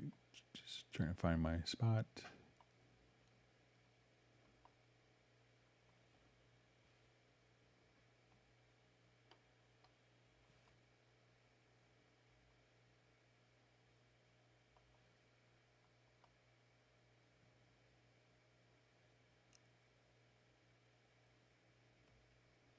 All right. So just reading through some comments here.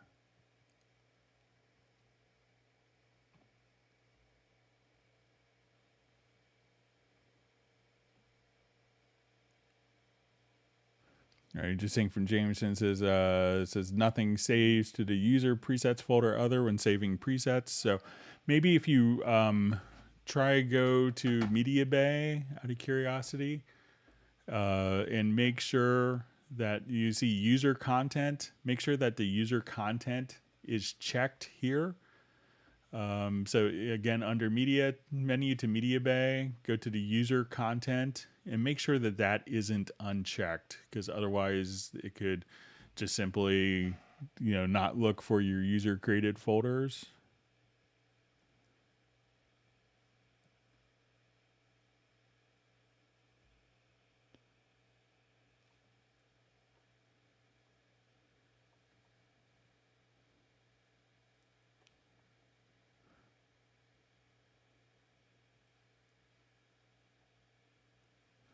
All right, so we see Marcos likes the coloring options.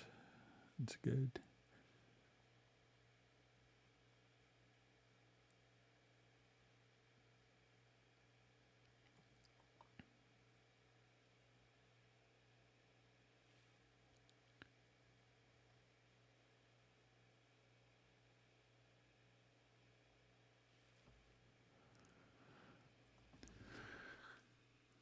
Okay, so you just see, thanks for these videos.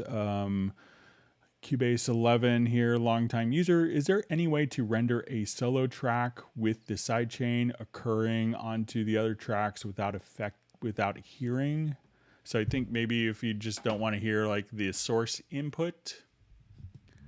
So let's come over here.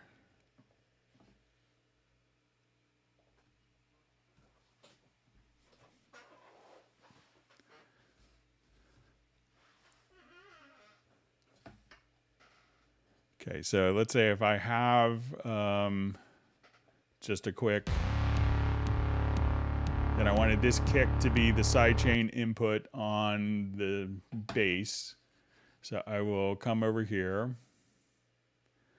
Let's go to our compressor. I'm going to activate the sidechain and tell where to do the sidechain input from. So now,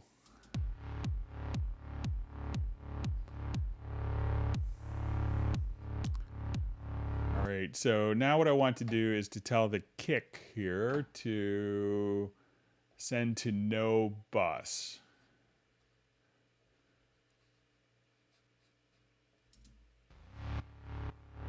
And now it's as if it's still triggering off the sidechain of the kick, but we don't hear the kick. And let's see if we render that in place.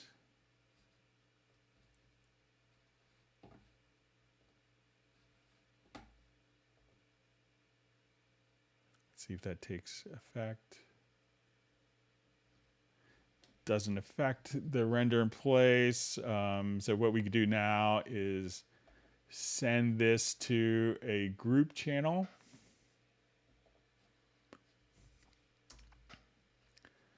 And I'm going to add an audio track. And we'll have the group channel as its input. I think this will work.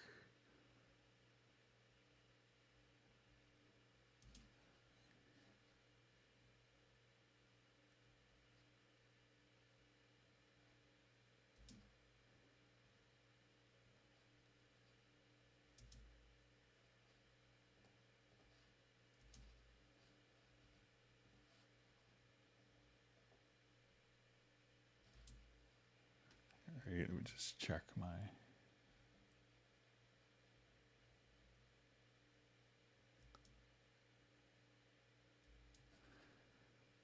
So I think if you then set it up to the group and then record the output of the group, that would probably help.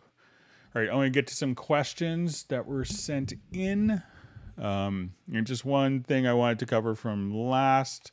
We had a couple of questions on the last live stream about copying settings from one channel to multiple channels. I was having my brain cramp on that, but we'll show you how to do that now.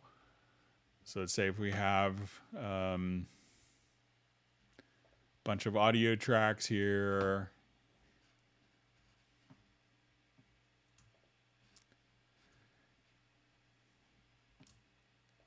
And let's say we have a number of plugins.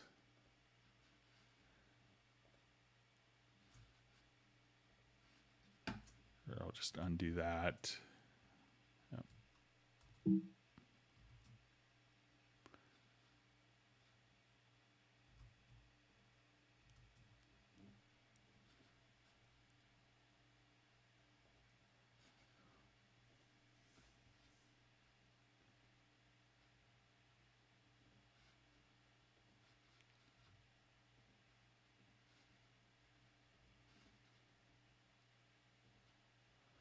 Okay, so let's say I wanted to copy like all of these channel settings to multiple channels.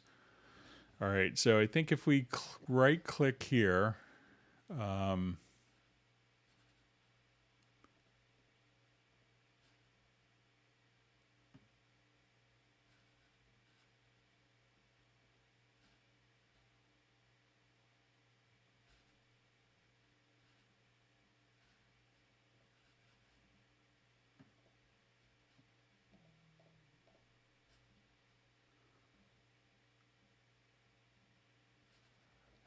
just had this morning, so let me just.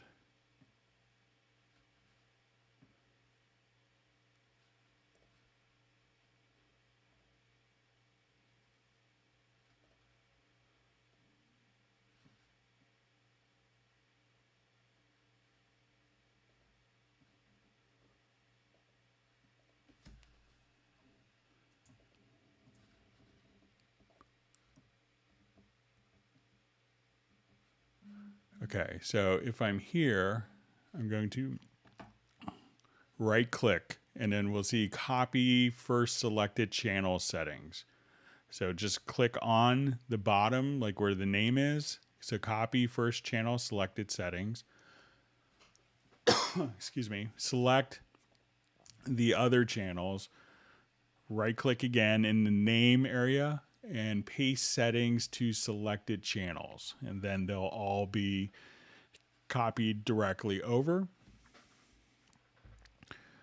All right, so we had another question sent in. It's from Alexander from Russia. Excuse me. If you will, for example, 3 instruments and send them to a group for parallel compression. All right, so let me just add.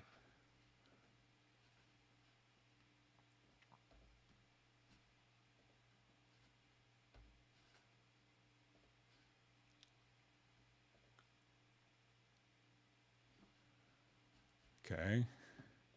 I'm going to add these to a group.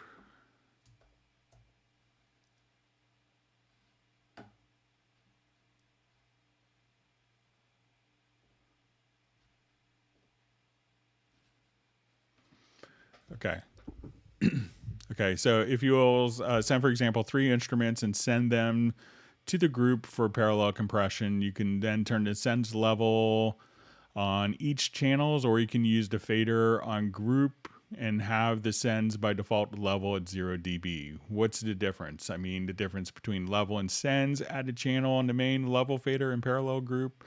Hope you understand. So if I was going to do this to parallel, I would probably just come over here and instead of probably that last step, I would take my 3 pad, I would come here, I'm going to add 2 group channels below.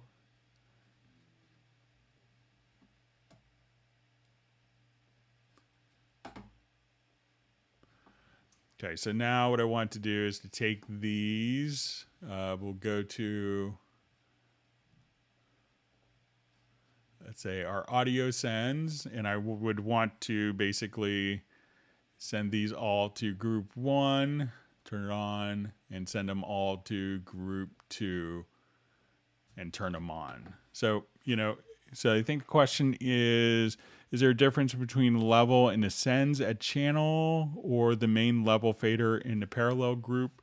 So, when you're doing parallel processing, this is basically going to be sending the sound of these to these 2 different groups, and we would process these 2 different groups.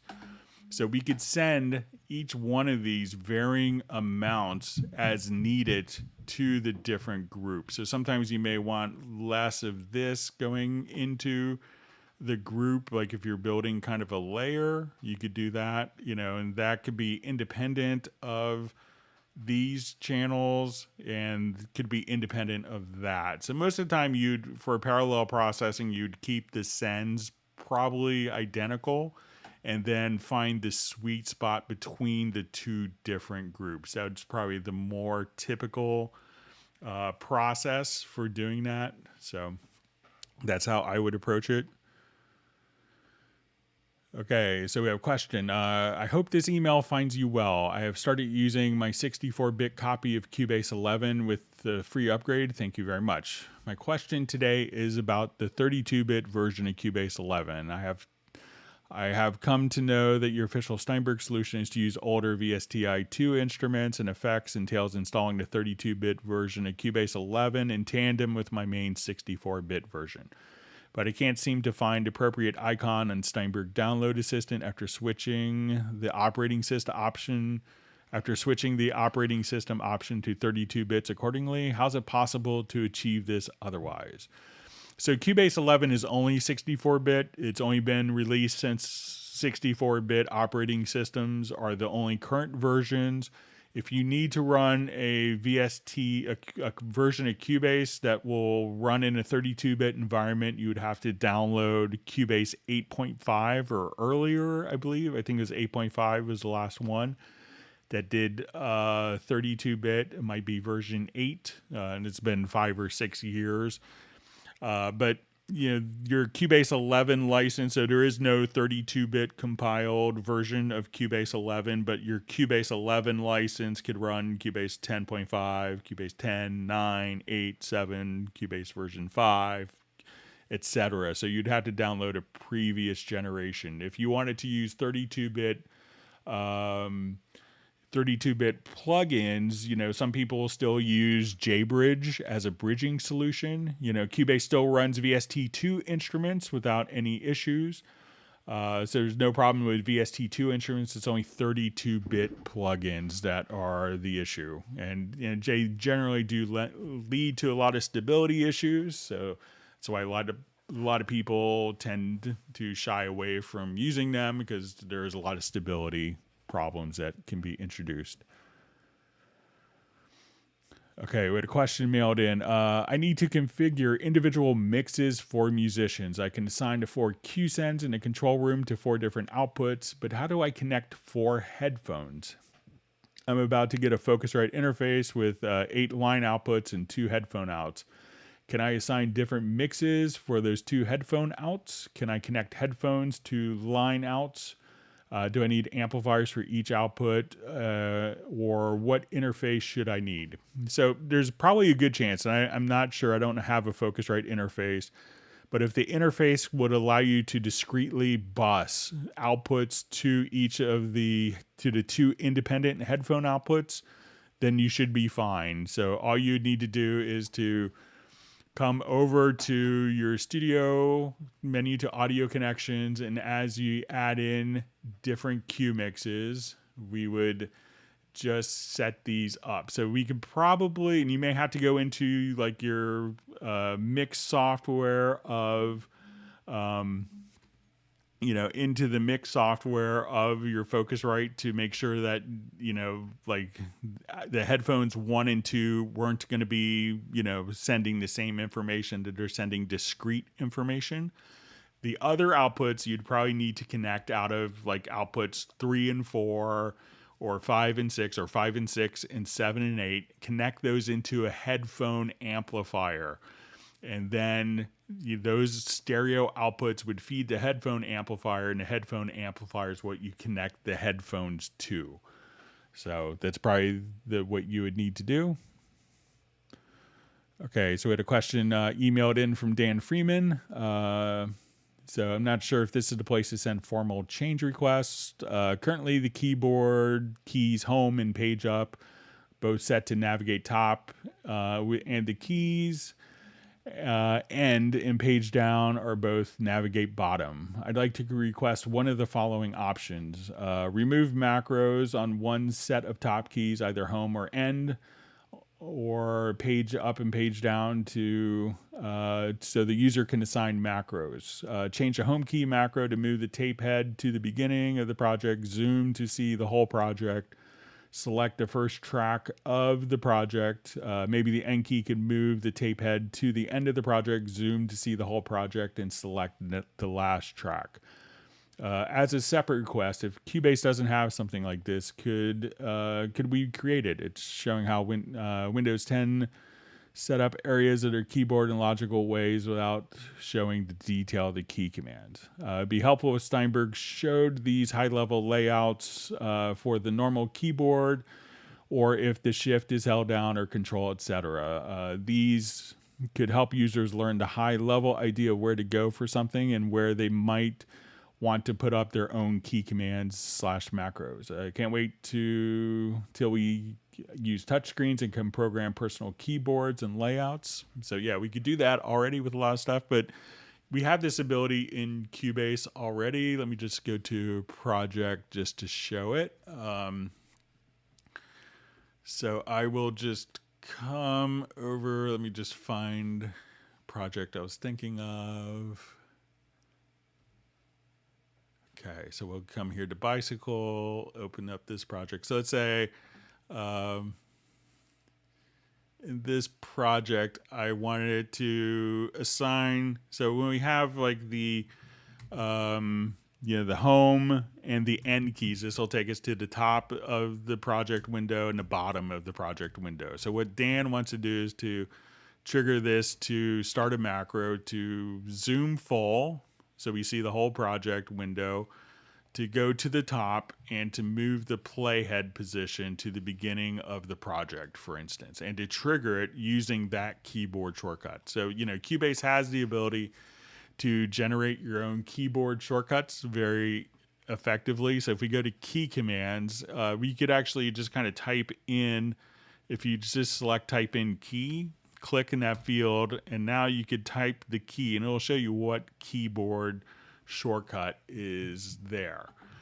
Now, if I wanted to switch this, and I created a macro, and we just call this Dan Freeman, and my macro goes to transport, go to project start, navigates to the top of the project, and then zoom to full. So my macro would, in essence, kind of take a project like this, and I'll go to my macros, and I'll say, okay, it's good, Dan Freeman. So now I can see everything in the project cursors at the beginning, and the project is navigated there. So to customize this into to trigger from that key, all we have to do is come over here to the key commands, and I will go ahead and assign it to my home key. So I'll just take this and I'll remove that. So I want to now go to macros, and we'll say we want to run our Dan Freeman macro. So what I want to do is to assign the home key to that. So I'm just going to say assign. So now when I come over here, I hit the home key, and that will just trigger that macro for me. So all that capability already exists, Dan, so give that a try. And once you get into, customizing your keyboard shortcuts, you're on the path to becoming a power user. So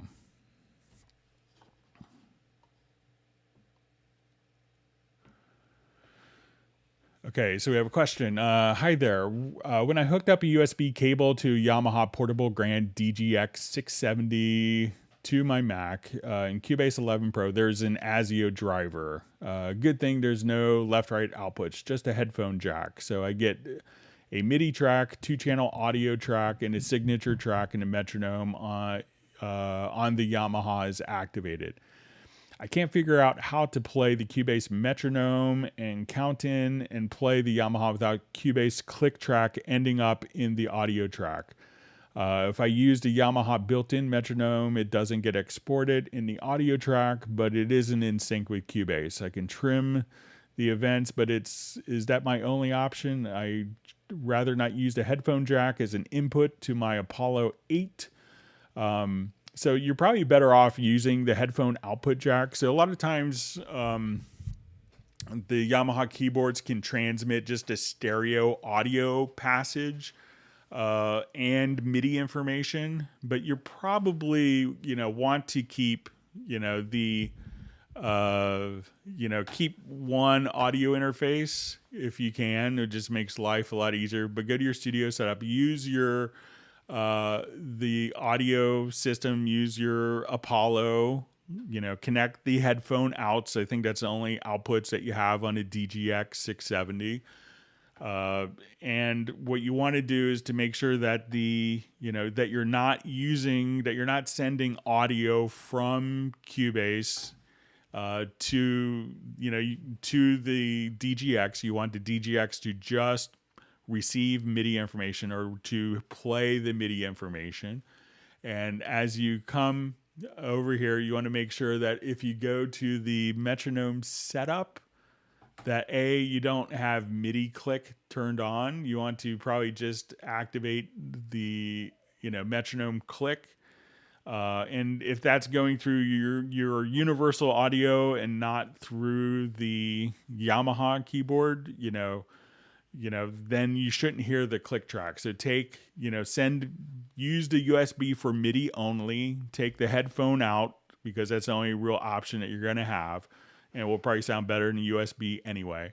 And connect that to your Apollo, and then as you play, the audio, the MIDI information will play through be sent out of the DGX. So take the MIDI track, send its port, out to where the DGX is, take the audio output of the DGX, and then simply patch that from the headphone outs into your universal audio interface and record the audio. And this is kind of some of the workflow hassles that you get using an external piece of hardware. There used to be entire mixer chains set up to do this, to capture the MIDI data, but most of the world is kind of using virtual instruments because it's so much easier to render your final product. So make sure that the USB is only doing MIDI, that the universal audio is the only audio interface, and then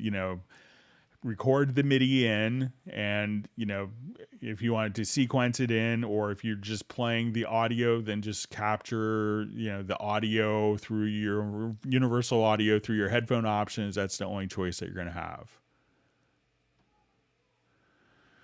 All right, so we had a question sent in from Australia. My name is Lou, long story short. I recently purchased the Focusrite ISA 2 dual mono preamp. Came into some money for my home studio. Little did I know that Cubase does not support an external effects dual mono I/O. I've tried many combinations, but to no avail. I'm wondering and hoping if there's any way of getting around this so I can record or mix with the ISA. So, you can probably treat it as, I'm not sure what the downside is, if you wanted to treat it as two independent mono sources, or, if you're treating it, I'm not sure why you need to treat it as dual mono versus stereo or as two mono sources, but kind of the end result, you get to kind of the finish line the same way.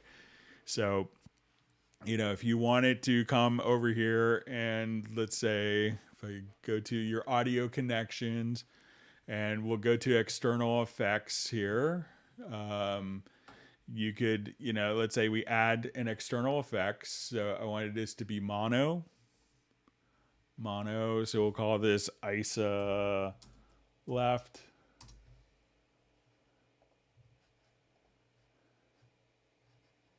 And if we wanted to say ISA right,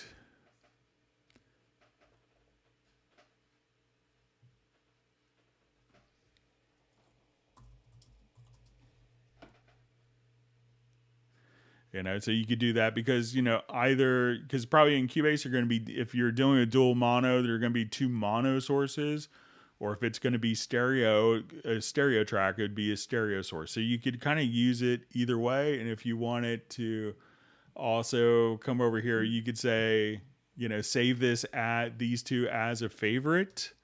If you need to toggle back and forth, you could say, okay, we want to add selected to favorites. And then you could configure it as mono and then recall your favorites to go back and forth between a mono and stereo configuration. But, but you could get two independent channels, just treating it as two mono sources if you're doing mono tracks, or stereo if you're dealing with it on a stereo track. All right, let's jump back. I think we have a minute or two for some questions before we wrap up. I want to thank everyone for wonderful questions that they've passed on.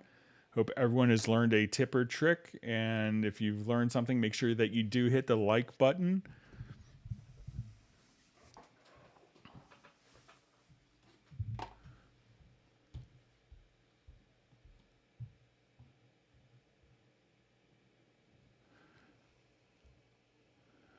Okay.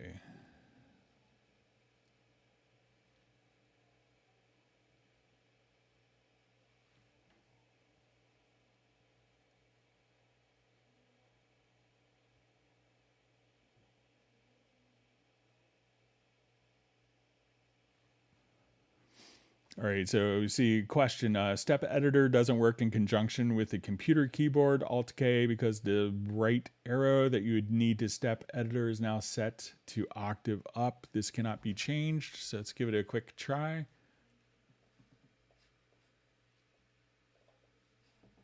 So I'm going to activate the step input. Let's go to my computer keyboard. All right, so let's say I'll just double click.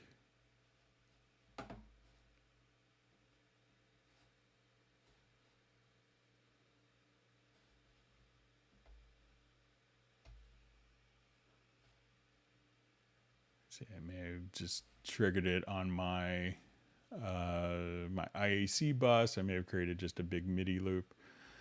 All right, but with that, we'll start there on the next live stream. I want to thank everyone for all the great questions. And if you want to email questions in advance, you can send it to clubcubase@steinberg.de, or and we'll have our next live stream on Friday at 1 p.m. U.S. Eastern. We will go ahead and have next Tuesday, a week from today, I'll set up the Zoom meeting. But if you want to get together, want to invite for the Zoom link, we could put, if you want to email me at clubcubase@steinberg.de, we'll do that. I want to thank everyone for all the wonderful questions, and we will see everyone on Friday. Thanks again for a great discussion, and we look forward to seeing everyone Friday and meeting people on Tuesday. Please take care, stay safe and healthy.